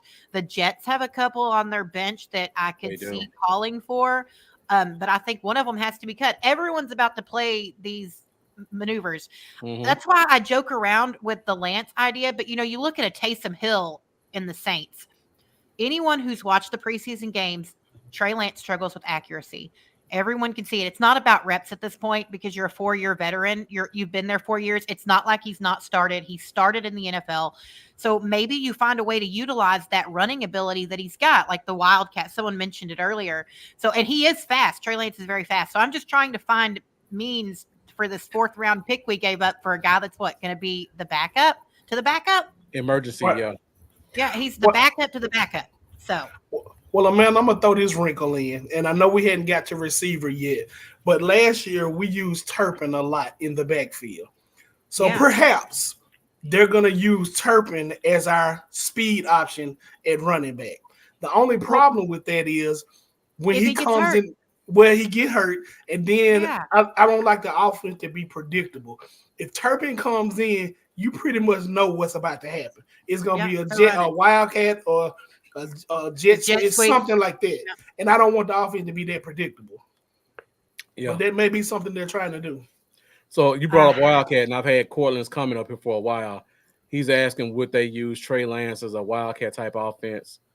I would say if Jerry wants to justify keeping him on the roster and paying him $5 million, he's going to be in some Wildcats in the red zone. He's going to have to get him some touchdowns to get enough highlights to make that money seem worth it. I still don't know why we didn't send him to Minnesota when J.J. McCarthy got hurt. Like, that was a perfect opportunity, and we didn't do it. So I'm not buying a 15 either. I got a 21, and it's going to be what I wear. So, I'm with you. Ain't no point. I ain't playing Jerry's games. But yeah, I mean, Cortland, I'd love to see I am not a Trey Lance fan. Everyone who's followed anything I've said, they know that. I just don't justify the ends, don't justify the means to me. I just don't get it. And the thing is, everyone's like, he's the future. Okay, but what guy's going to start at quarterback and make less than $30 million a year, which everyone seems to think that Trey Lance is going to just magically sign a starting quarterback pay for way below market value. I just don't see it happening. People like that's crazy. No one's going to play for the biggest $10 billion franchise for absolutely nothing as the starting quarterback. And he's not on the roster. We denied his 5th-year option next year. So I'm just trying to justify. I'd love to see us utilize, at least if you're going to justify keeping him, utilize him somewhere. So yeah, because what did the quarterback that came from the Colts that went Gardner Minshew won this country at like 20 million? Yeah, 20. 22. I mean, even Baker's making 35. And even when he came last year, he was making 24, I think. 24. And then you've got to add on that. So whatever you pay, so say you do take Trey as your backup next year. We're just, I guess we're slowly transitioning here. But say you do make Trey your quarterback next year, add 40 million in dead cap, which you could split up over 2 years for Dak. So it's 20 and 20. I mean, you can do that, right? So you got 20. So you add 20 million. So you think Trey Lance is going to play for 25 million. So 45 million for a quarterback, because you're still paying Dak on his, from all the restructures he did to help this team. So. Yeah. Johnny Guilin asked, is Zeke going to be a RB1? If you follow how training camp and preseason works, whenever a player doesn't play a single snap of preseason, he's more than likely going to be your starter. So I would say because of that reason, yes. Yeah. Okay. Let's go ahead and go to the quarterback position. Let's go through it quickly because you guys know how I feel about that position and where it can take a show. Pretty straightforward. We got 3 quarterbacks. We're keeping 3 quarterbacks. These are the 3 quarterbacks. And matter of fact, that's the order that they're in. Mm-hmm. And it better stay in. any disagreement? No. Russ solidified his backup status with that one throw to Jalen Brooks. That's all he needed to make. And he made his statement. Yeah. Trey can't do that. I mean, look, and I think everyone's like, oh, he got better in the second game. Yeah, as soon as Crosby came out. Sure, he was successful as soon as Crosby came out. Oh, they played their starters. Yeah, they played them on offense. They had Aiden O'Connell in there for a while. Yeah. But, quarterback-wise, that's the way it is. I don't think Trey Lance has shown enough to take Cooper Rush's job, given that he won 5 games in a row in the regular season. I don't think we've seen that. So this would be how I suspect we're going into the season. But knowing Jerry Jones, it's going to flip and it's going to be Dak, Trey Cooper.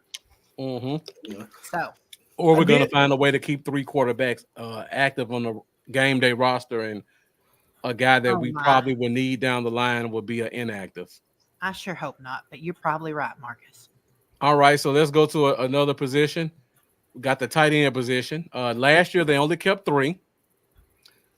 So the locks, of course, Jake Ferguson, and as much as we all hate to admit it, Schoonmaker. Can we unlock Schoonmaker? Right. Where's Charlie? Tell Charlie to add that to his facts. Oh, what a wasted pick. What a wasted first 2 picks. So yeah, both of them. On the bubble, we got Peyton Hendershot, but Hendershot has another chance to make the roster with that IR exception for 4 weeks. We got the undrafted guy, Brevin Spann-Ford. Everybody else is undrafted. Brevin Spann-Ford from this year, Alec Holler from this year, John Stevens Jr. and Princeton Fant from last year. So if we're only keeping 3 tight ends, and Mendoza made the comment a few minutes ago. Let me see if I marked it. Hunter Lepke has been cross training at tight end. He's about the same size as Fant and Stevens, so it's not like you're gonna give up a lot in size. But 3 tight ends. Who's the third guy based off what we've seen so far? I think John Stevens Jr., but I mean, I don't know. I like Stevens Jr. So, Jeff, what do you think? I agree, Stephen Jr. I would love for it to be Brevin Spann-Ford, but I think that's one of those areas again that we can play with. Pause, and it would be John Stevens Jr. Yeah, I'm right there with you guys. As much as I would like it to be Brevin Spann-Ford, Ferguson's kind of an all-around back. He can block well. He can catch well. Schoonmaker at this point is just a pure blocker. So, 2nd-round pick on a blocker. Jesus. I know. You because of that reason, you can't really keep Brevin Spann-Ford as your third tight end, because if you go too tight, you're gonna want the second tight end to at least give you a threat of a receiver. So I'm kind of with you guys with John Stevens also.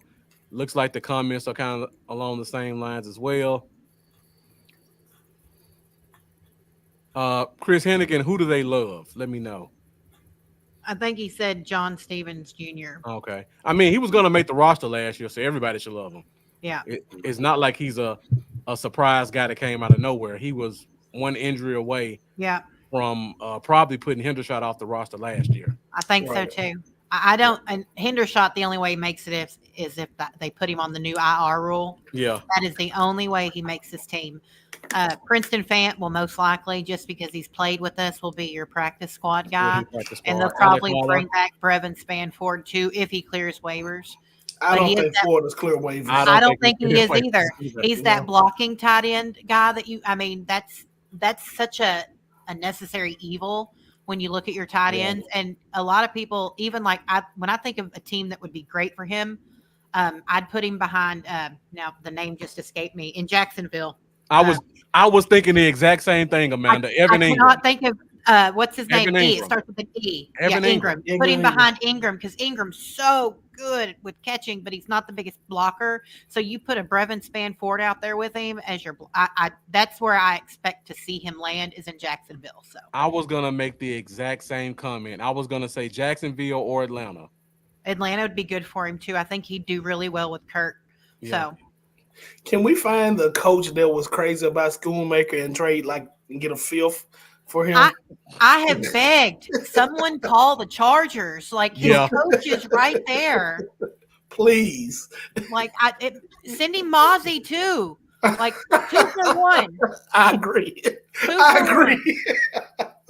Heck, just give us the 6th round pick and we'll call it even. We'll send him Taco too, even though he ain't here. Get them all out. You can have them all. But I agree with that, Billy. Schoonmaker, I just don't. Yeah, that's something else I don't want to talk about, because I'll go on for hours. That was such a terrible pick. Yeah, they won't do it. He's one of Jerry's boys. Yeah, Mendoza, my prediction, John Stevens and Brevin Spann. Brevin Spann hasn't shown much. Lipke probably gets the 4 tight end, and John Stevens is taking Hendershot's spot like he was going to do last year. Good Yeah, definitely analysis. agree. All right, we got 2 more positions left. Let's go to the offensive line position.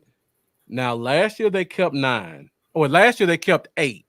So I want to caveat that. But when I was going through the list, I mean, I went through the locks. This is 8 guys. I think we can all agree. These are all 8 of our linemen. No question. All 8 Yeah. guys make the roster. Oh yeah, definitely. Now, the only concern I have when I look at this, and Jeff Pop, you were getting to it, we don't have, in my opinion, a backup left tackle in our locks. I don't want to see Terrence Steele get moved if, heaven forbid, something happens to Guyton. Sim Richards does not look good as a left tackle. I think he's a No. better guard than tackle. If I had to put him at tackle, it'd definitely be right, but I think he's a guard. TJ Bass played tackle in college, but the arms are just way too short to Way play short. NFL tackle. And all the other guys are just big bruisers. So I think we're going to keep 9 because we have to keep a tackle. Now, the question is, which one of these guys, Shepley's practice squad, we don't have to talk about him. He's the third center. But these other 4 guys all have tackle experience. Question 1, do we keep 9? And question 2, if we do, who's your 9th guy? All right, I'm gonna throw a ringer in this. Okay. I'm gonna say we keep 9, but we sign a veteran swing tackle. Okay. I Uh, I and want that as well. That's exactly what I was going to say. So Jeff's reading my mind this time because I was right there. I do not trust anyone on that bubble. no, I do not. Not Anymore. one. If Josh you Ball said was Guy, one of the highest graded offensive linemen in preseason, just throwing it out there. when well, this year, Yeah. in he sure preseason, In he preseason, certainly yeah. won. He certainly won last game. Him and Walesko stayed on the ground. That's true. uh, I look at the issue with Guyton. I don't want to interrupt you, Jeff. So I'll just with Guyton No, you already good. having You that good. little scare today. I don't really know what it was. I Uh-huh. don't know what happened, but they took Guyton back. So I want to bring in. History tells me that we need to go sign a veteran left tackle. I do Uh-huh. not Right. care what people think. I know we've got Chuma. I mean, he's going to be there. So you've got him, and he can play that left tackle position. So we kind of have the backup, Mm-hmm. but I want a veteran leader that can come in and further coach up this young man. And you also always got the option if you absolutely, absolutely had to, you can slide that all pro out to left tackle. I don't want to because he's an all pro That's what at Billy left Hazen guard. said. But Yeah, Smith not but moving. sorry, Billy, I wasn't reading it. Yes, you're right. Spot on. But I don't know. I don't trust any of those players. And I don't like Josh Ball anyway. So So Jeff, you don't like anybody on that list? No, I would Okay. rather. I would rather send Nathan Thomas maybe to the practice squad and bring in a Donovan Smith or something like that. Just somebody with veteran experience that if Guyton got hurt or struggles, Yeah. we can plug in. Or let's just be real, Terrence Steele as well. Terrence Steele has struggled in the recent years. I think that's because he wasn't quite healthy. But I mean, that's always a possibility too. And we've done that before in the past with Peters when Uh-huh. we brought Peters in, and when we brought Chuga in, Edoga. So, Yeah. I mean, I, I think there's definitely should be something we should be looking into. Is getting to be is the week 1, and salary shouldn't be that much right now. Yeah. is Jonah Williams still available, or did he sign with Atlanta? Because he can play right and left tackle. I don't remember. I All right. think I I'll remember don't seeing re- him look it up. sign, but I'm not sure. I don't remember, but I liked Jonah. I think that would be a good vet. Not the greatest, but he's available. Uh-huh. um, Yeah. but Donovan Smith is still available, and that would be a really good, strong signing. And I'm sure he wouldn't cost too much. Yeah. Right. Still And out there, so I'm with you guys because, like you said, we can sign a veteran. They can come and fill in. Um, Edoga's coming back in 4 weeks. So right. if you wait until after the 53-man roster and sign a veteran, their contract won't be guaranteed. So you can bring in a vet after week 1. He can be a swing guy when Udoka gets back. Maybe that vet shows you enough. You may stick around. You may cut him. Doesn't matter. I would rather do that than, like you guys say, sign any of these guys and just Yeah. kind of just hold our breath for 4 weeks until Udoka gets back. Make sure everybody stays healthy. Nathan Thomas is 100% going to make the practice squad because nobody's seen him, and he was extremely raw out of college. I doubt anybody picks him up. These other 4 guys, well, Dakota Shepley will definitely make the practice squad. Josh Ball and Matt Walesko are definitely going to get picked up by a team. There's no shot of them making the practice squad because they're both 6'7". They both have long arms. Even though they both are extremely clumsy and don't have any strength, the rest of the NFL covets tall tackles. Lanky. Yeah. And they're going to think Dallas didn't do something right with him. We're going to put him on our roster and see if we can make him the next name your top left tackle. So they're both going to be gone. Jason Peters is still out there. Jason Peters is still out there. He's like 47 now, right? More like 52. But I mean, he's got experience here. You never know. Yeah, that's true. He got the job done.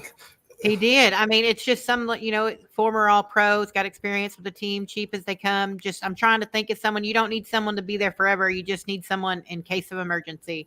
I think, and he's a great veteran, and I think he had a lot to do with Tyler Smith doing well. So, can I play devil's advocate before we move on? Sure. Before you make that comment, Jeff, right. Jeff Pop, I believe you're asking about Dalton Reisner. Dalton Reisner is a guard for 1, and for 2, I think he signed with Minnesota. So I don't think he's available, and I don't think he's a tackle. I'm sorry. Go ahead, Jeff. So we know cuts are coming up. Uh-huh. Let's just hypothetically say, and I know this is not going to happen, but let's just hypothetical. Hypothetical, Tyron Smith get cuts from the Jets. Do we bring him back? That would never happen. Just asking, just throwing it out there. I mean, he has been tinkering with some injuries in the Jets practice and stuff like that. Just maybe they say, hey, we don't want to risk that chance. They cut him. Will we bring him back if that happens? I've heard that Aaron Rodgers absolutely loves him. Granted, I would love. Look, I think it's like $8 million in dead cap. Kind of like the same thing with Zeke. Look, if you told me we could bring back Tyron Smith, the problem is, how are you going to justify making him your swing tackle? Yeah. Like, how do you justify putting him behind a Guyton? Would it set the team back? Would it set this offensive line back? And that's what I'm asking. I love Tyron Smith. He's one of my favorite players to ever do it. If you could tell me you had that as a backup at left tackle, I would tell you every day and twice on Sunday, yes, please. Don't let him practice, though. Don't let him practice, because we know what happens when he does. But the man's just talented. So right. Yeah, I think there's zero chance of that happening. So I don't think so either. I think he's going to make the Jets roster. So yeah, just asking. Yeah. He's on ayahuasca now.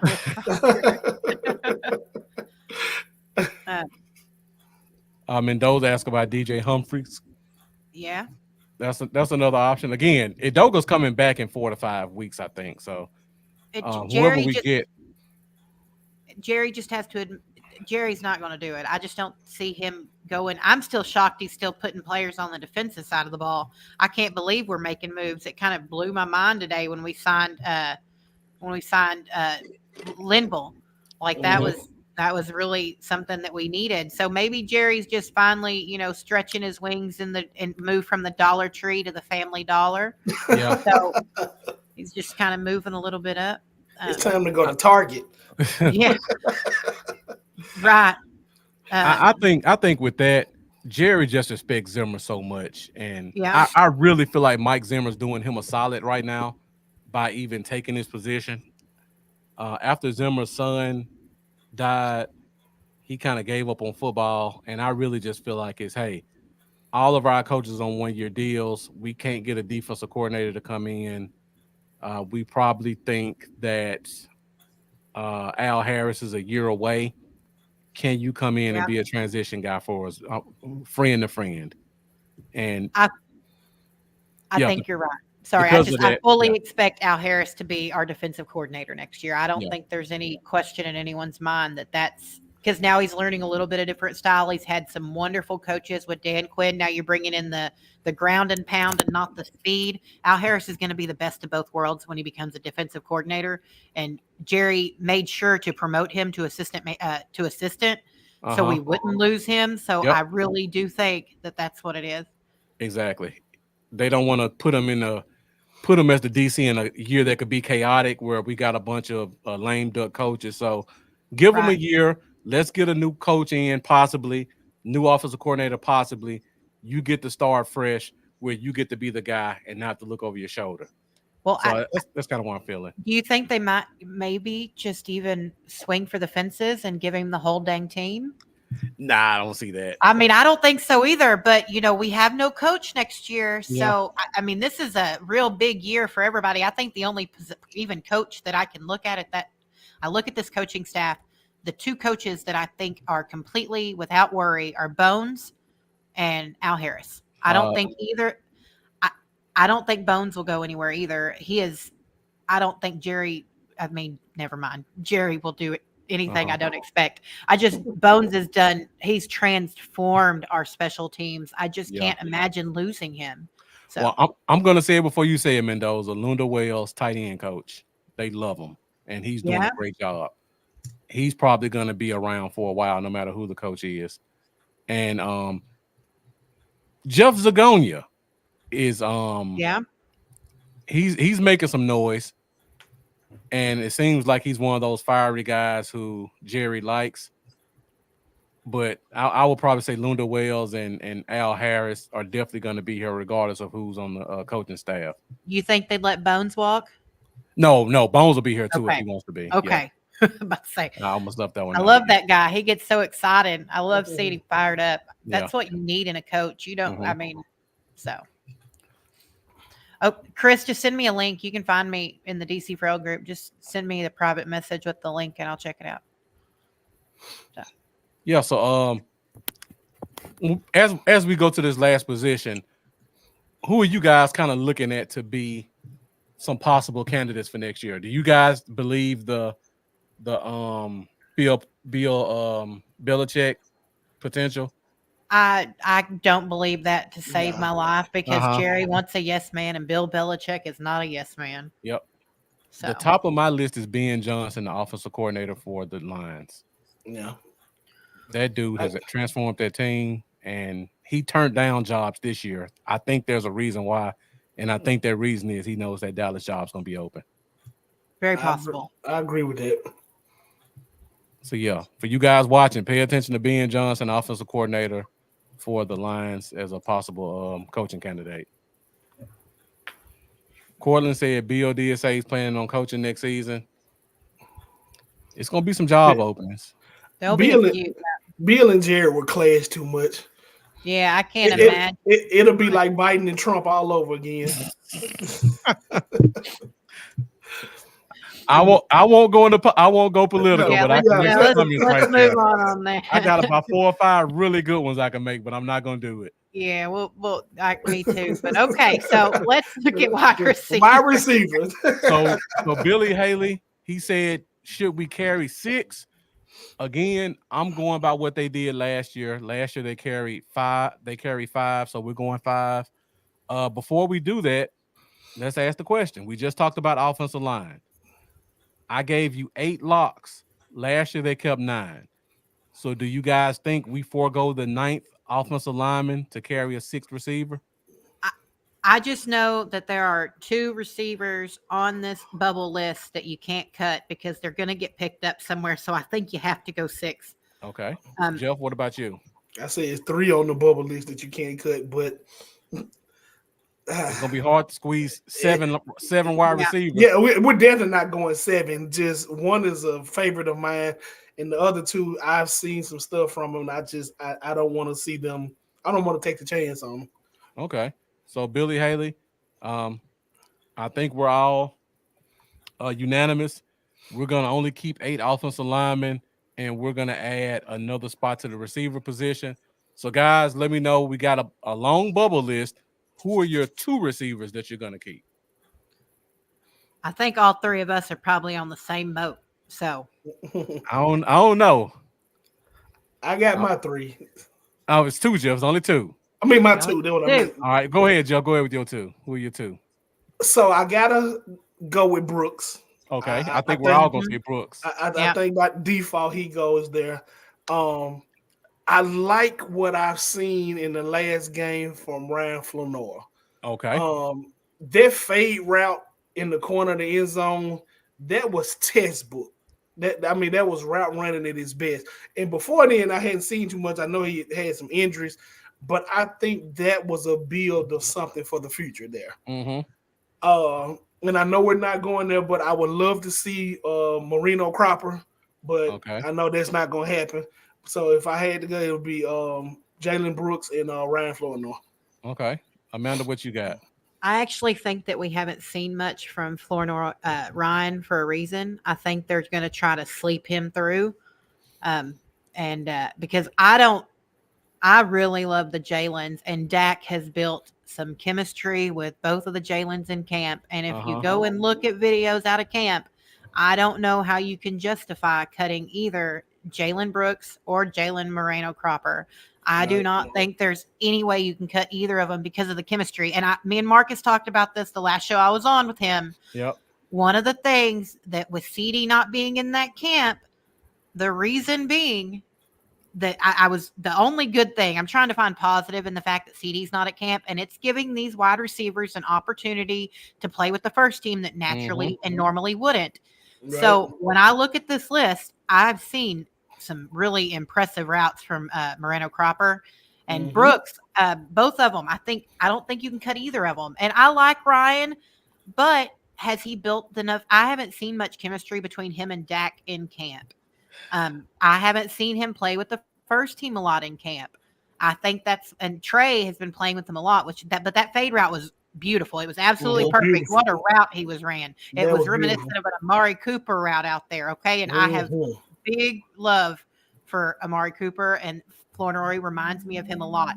But I think the 3 Jalen's are your locks, and I think they haven't played Ryan a lot because they intend to kind of float him through and try to sign him on your practice squad.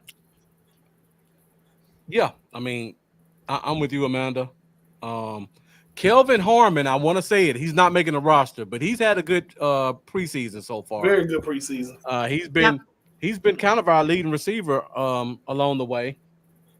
Big physical guy, 6'2", 220, 215, kind of push you in the mind of that old Michael Gallup body type.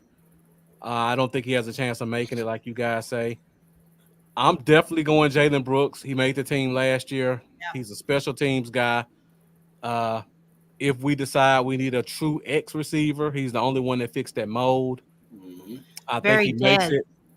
Yeah, Very Dez very reminiscent. Dez like, Yeah. yeah. And I'm torn between Jalen Moreno Cropper and Ryan Flournoy. But if I had to choose one, I'm with you, Amanda. Jalen Moreno Cropper has really built a good rapport with Dak. None of the other receivers we have are true slots. He's a slot I guy. was about to say he's the slot guy, He's the slot. Yeah. 100%. So He if reminds me a lot of Beasley in the slot. he's, Not size wise, just hands wise. I mean, he's about the same size. Are they really? I thought he was a couple inches, like 2 inches Well, taller, well, yeah, right? you're right. Beasley's really small. Beasley's really small, Yeah, and I think Jalen. That's the only way it is. And you're not going to cut a Turpin, Jeff. I saw your yeah, comment. You can't cut Cavante Turpin because everyone would jump on a train and try to grab him because he's going to excel in this right. in this Come on, Jeff Pop. So get with it, Jeff. Remember, Bones Fossil was a major contributor to the special teams rules changing. Yep. So he's made these rules come into play to fit Turpin style. So we're going to see a lot of Turpin this year. Um, Jalen Moreno Cropper, like I said, true slot guy. If something happens and Lamb decides to sit out the first 6 weeks, JMC is going to be your starting slot, and he's probably going to be your, at worst, second most productive wide receiver until Lamb comes back. And I just feel like the guy's going to really be leaned upon heavily if something happens and Lamb doesn't come back early, or I don't want to put it in the atmosphere, but the history does show if a player sits out training camp, there's normally going to be a soft tissue injury that happens during the Hamstring, year. They're going to groin. miss a couple of games, right? Yeah. Right. So Cooks is not a slot guy. Tolbert can give you a little bit of that, but he's more of a Z. And Right. Turpin's just a gadget guy. He can't be a full-time slot. You almost gotta carry Cropper as a slot guy. So yeah, I'm with you guys. I think it's Cropper and Brooks. Yeah. And it's not anything, and that's no shade to Ryan because Ryan's done really well. None whatsoever. No, it's just this has been a really, really interesting camp for the wide receiver group. Yeah. So And let me say this, because I talked about this earlier in the show. There are going to be 1,000 NFL players on the street at one time for 24 hours. I know as Cowboys fans, we see every snap, we know every player, we know their history. The other 32 teams have players on their roster who are the seventh and eighth and ninth wide receivers who they really like, and they know their history, and they're in training camp every week. So, as much as we like Flournoy, I don't think he's shown enough to say the Oakland Raiders would sign him over whoever their sixth receiver is, or yeah, the New England Patriots would sign him over their sixth receiver.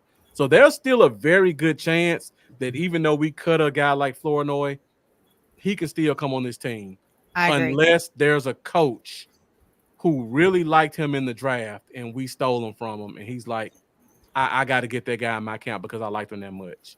Right. I doubt it because he's from a small school. Yeah. If he was like the number 2 receiver at Ohio State that fell to the 5th round, I think there would be a lot more buzz around him at cuts than being the number 1 receiver out of, you name it, Valley State Central or wherever he's from.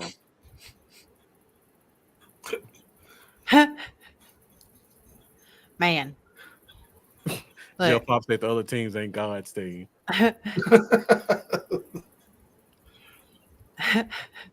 So yeah, I think that's pretty much it. Cortland saying Turpin can be like Tyreek. They would never use him that way as much Nope. as we like him. Not at all. No, there's only one Tyreek. I was about to say there's only one Tyreek, and he's got like 20 kids. Wow. Well, it's true. Wow. Well, it's true. Every time, It is look, true. have you not? Every season, he's like has like 3 kids a season. Like there's Yeah. only one Tyreek, and there might be a lot of them coming up in the next like 15, 20 years. I love Tyreek Hill. He's hilarious, dude. But it's so funny. Have you ever watched an interview when they ask him why he has so many kids? He's hilarious, dude. I love Tyreek Hill. I always try to draft him. Yeah. So he's a stud, man. And he's I've hilarious. always- in a me- house. Yes. Yeah. Me and Marcus has always talked about it. There's never been Dallas's MO to draft a pure speed guy. No, Yeah. I they would don't like do I, it.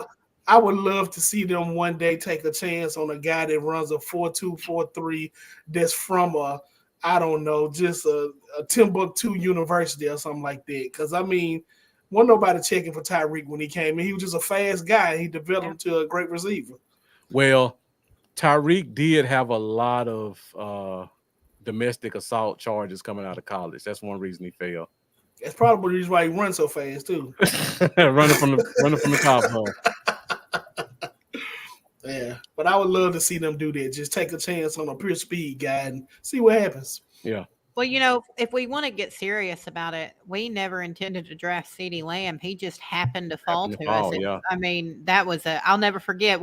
I sat there in our admin chat in DC Frail and I said, wait a minute, what? I was like, there ain't no way. Because look, I'm a Texan, but I love the Sooners. And the only thing that I will say about CD, and I want to be careful here because I know he follows the page. Hold on one second. CD did something reminiscent of this in Oklahoma too, though. You know, he got really, really good. my dad, my kid's grandfather, big Sooner fan, and he got a kind of a big head and then kind of got a little loud. So this whole thing with like the Spider-Man post, that weird we're in the like villain superhero thing, and he's taking the Cowboys thing. It's really just kind of reminiscent of who CeeDee Lamb is. So it's really not that shocking.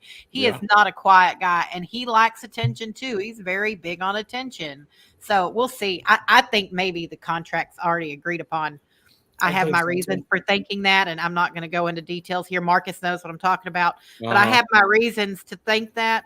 So we'll see. I wouldn't be surprised we get back to Dallas and he signed, let's see, Saturday morning before the game. See him out at camp because they're back in Dallas tonight.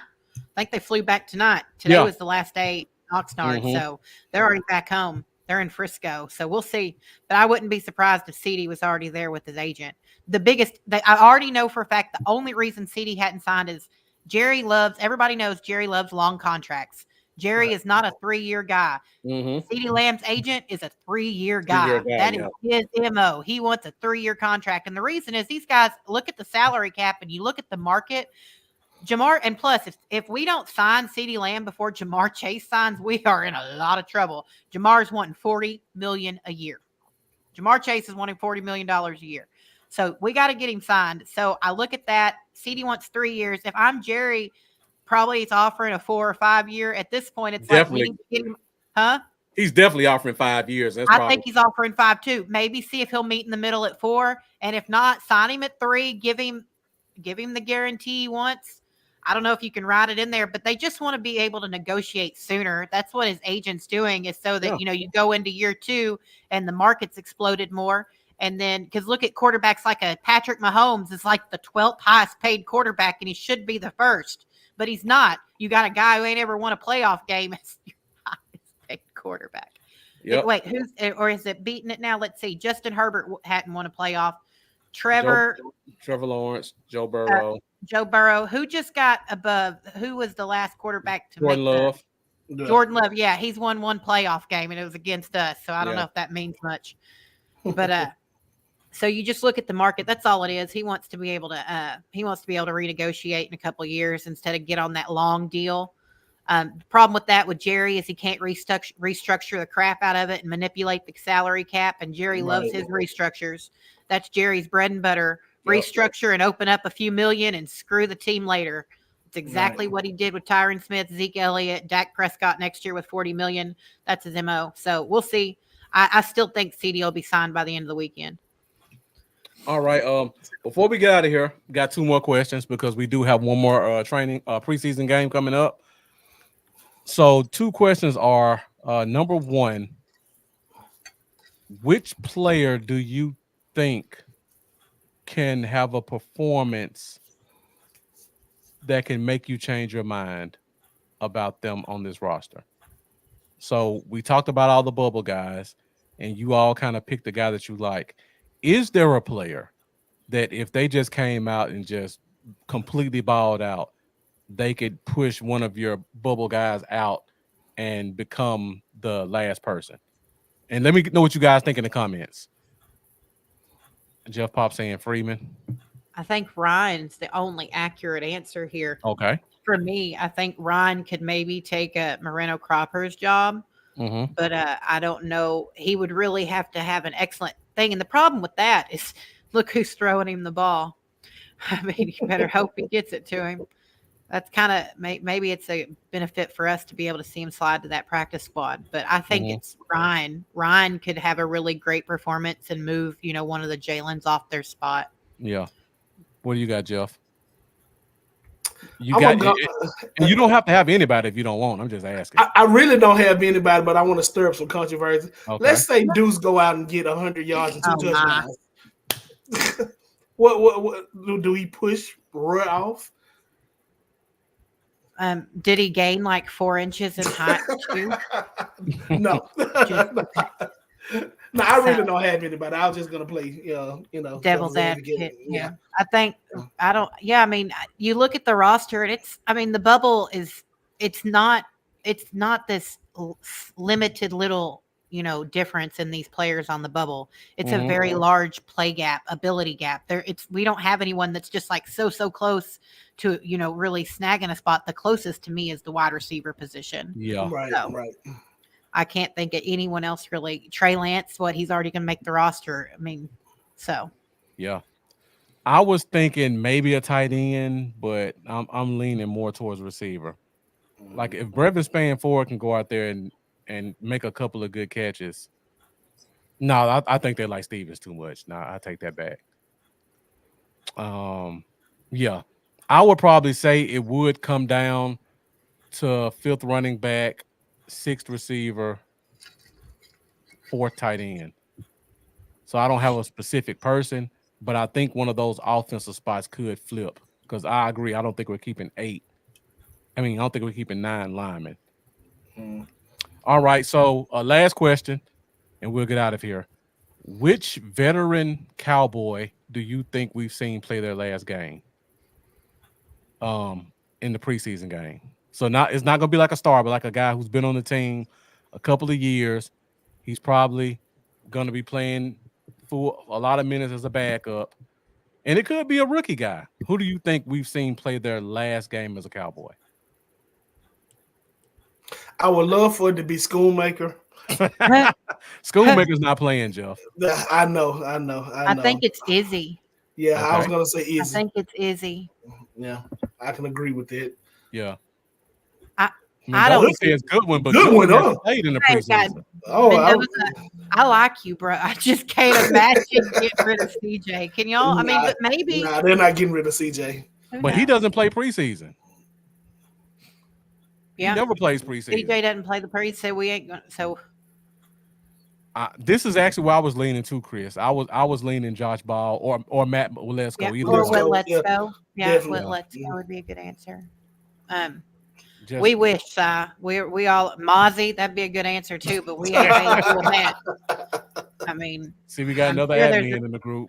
uh, Our admin chats are starting to spill into the comments. sorry, y'all. We have a lot of fun in the admin team. We've got a really we have a great group of people over there. Jeff, Come on you now. can speak that into existence. I ain't got $1 million, but I'll go like Rob Jerry and find a way to get it to you if you can make that happen. I'm kidding. He ain't going nowhere either. I still don't understand why we didn't bring another. We brought in that camp quarterback for OTAs. We didn't even bring him to camp. We only took 3 quarterbacks to camp. There wasn't even competition.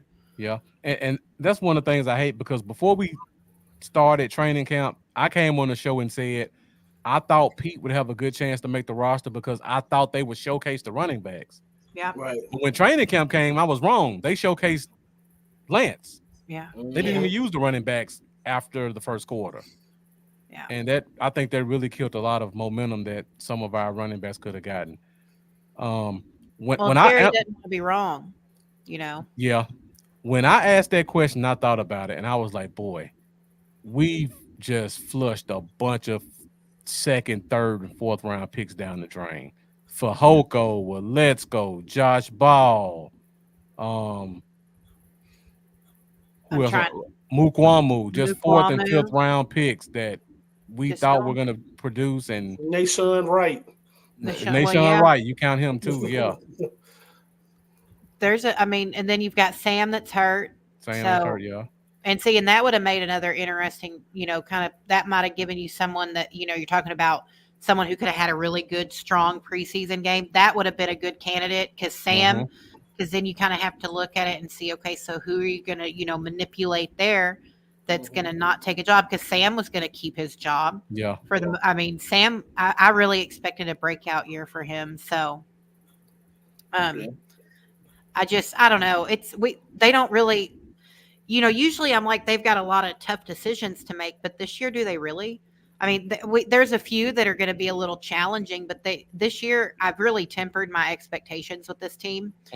Last year, I really thought that was the year we were going to get over that hump. And you get second, you're the second seed, you go in, you haven't lost at home and you blow it up. I mean, I'm still not, I'm over it to a point. And I'm not. funny. Well, I'm not, Marcus and I Marcus and I had Coach Parsons on. Remember, Micah's dad was us, and I look back at that show and I think about the way he was, the way he was interacting with us and talking. I still sometimes wonder what he thought. Like, I wonder if he wasn't saying certain things. You know what I mean, Marcus? Like, Uh-huh. he seemed kind of tempered at the time going in, and I was just so excited to have Coach on. I didn't think anything of it. But now I wonder if, he expected a loss. You wonder what his son, Micah, had been telling him. Mm-hmm. So, but I don't know. I hope for the best, but at the same time, I've tempered my expectations for the Yeah. season. So, All right, so that's pretty much all we have for the show. Thank you to all the new viewers who came and joined us tonight. Now, I will give you guys this caveat. The show doesn't normally last for 2 hours, but this was a special episode. We had a couple of guests. We had a lot of great topics. This show normally goes hour 15 to hour 30, but we hope you guys continue to join us. And we will be back every Wednesday at 8:30 Central Standard Time for the Fifth Quarter Podcast. You can find us on Facebook on two DC4L pages and Bluff City Cowboys. And you can find us on YouTube, DC4L YouTube channel, Bluff City Cowboys YouTube channel. Next week, I don't know what we'll be discussing, but the 53-man roster will be out. So we'll definitely take a quick look at that. And we'll be officially in regular season mode. So we'll probably do a little bit of recap on the season. Hopefully we have some good news with some signings by then, because that's kind of the deadline for the players and their representatives on getting deals done. So we're going to have a lot of stuff to talk about next week. And then the following week, we'll be right back into our weekly shows where we'll give you guys over under, keys to victory, key matchups, and all of those other great segments that you guys have known to find and follow with the Fifth Quarter Podcast. So real quick, before, Marcus. go ahead. Do you mind real quick? Just so you know, I've been really planning. I'm probably not going to be here next week, but I do plan to be here for the week 1 Browns game. I've already kind of told Marcus, but I'm trying to get Marcus set up for even when I'm not here, so he has prizes to give away. I love giving away stuff, so I've been kind of gathering those because everyone sees me usually and knows I'm giving something away. I think this might be the first show I've done that I haven't given anything away. Mm-hmm. So I'm working on making sure Marcus has a complete list of things to gather and giveaway. On top of that, we're going to have a really, really awesome giveaway week 1, because I've got all of our sponsors and our trusted sellers have all kind of pitched in, and we're going to have something really special for y'all. And I'll have more details for Marcus to give y'all next week. So, all right, guys. So you heard it here first. Going to be some great giveaways. Going to be a really amazing first episode. Going to be a lot of stuff to discuss. A lot of great matchups with the Cleveland Browns, and it's definitely going to be a lot of information and content between now and 2 weeks from today. So yes, be sir. sure to continue to join us every Wednesday night, 8:30 Central Standard Time for the Fifth Quarter Podcast. I want to say a special thank you to Jeff for joining us tonight on the show. Before we go, Jeff, you got any last words? Nah, just Cowboy Nation. Let's temper our expectations for this year. I'm expecting 11 and 10 and 7 at worst. CD will be signed. Y'all can rest your head on that. It's gonna be a good season. Expect some bumps in the road. And just look at it this way: if it's too bumpy, we'll get a new coach next year. Yeah. Right. So you guys will definitely see Jeff at some point again this year. But in the meantime, he's always in the comments. He's been a regular with the show since the first episode when I was doing my old show. So you guys are definitely gonna get a chance to see and hear more from Jeff. So thank you again for joining, Jeff. Yeah. That's all we have for tonight's show. Once again, thank you guys for joining us for this week's episode. I know there are a ton of Cowboys podcasts out there, and we really appreciate you guys taking 2 hours and 15 minutes to spend time with us at the Fifth Quarter. Thank you guys for watching. And as always, let's go Cowboys. We will see you guys next week.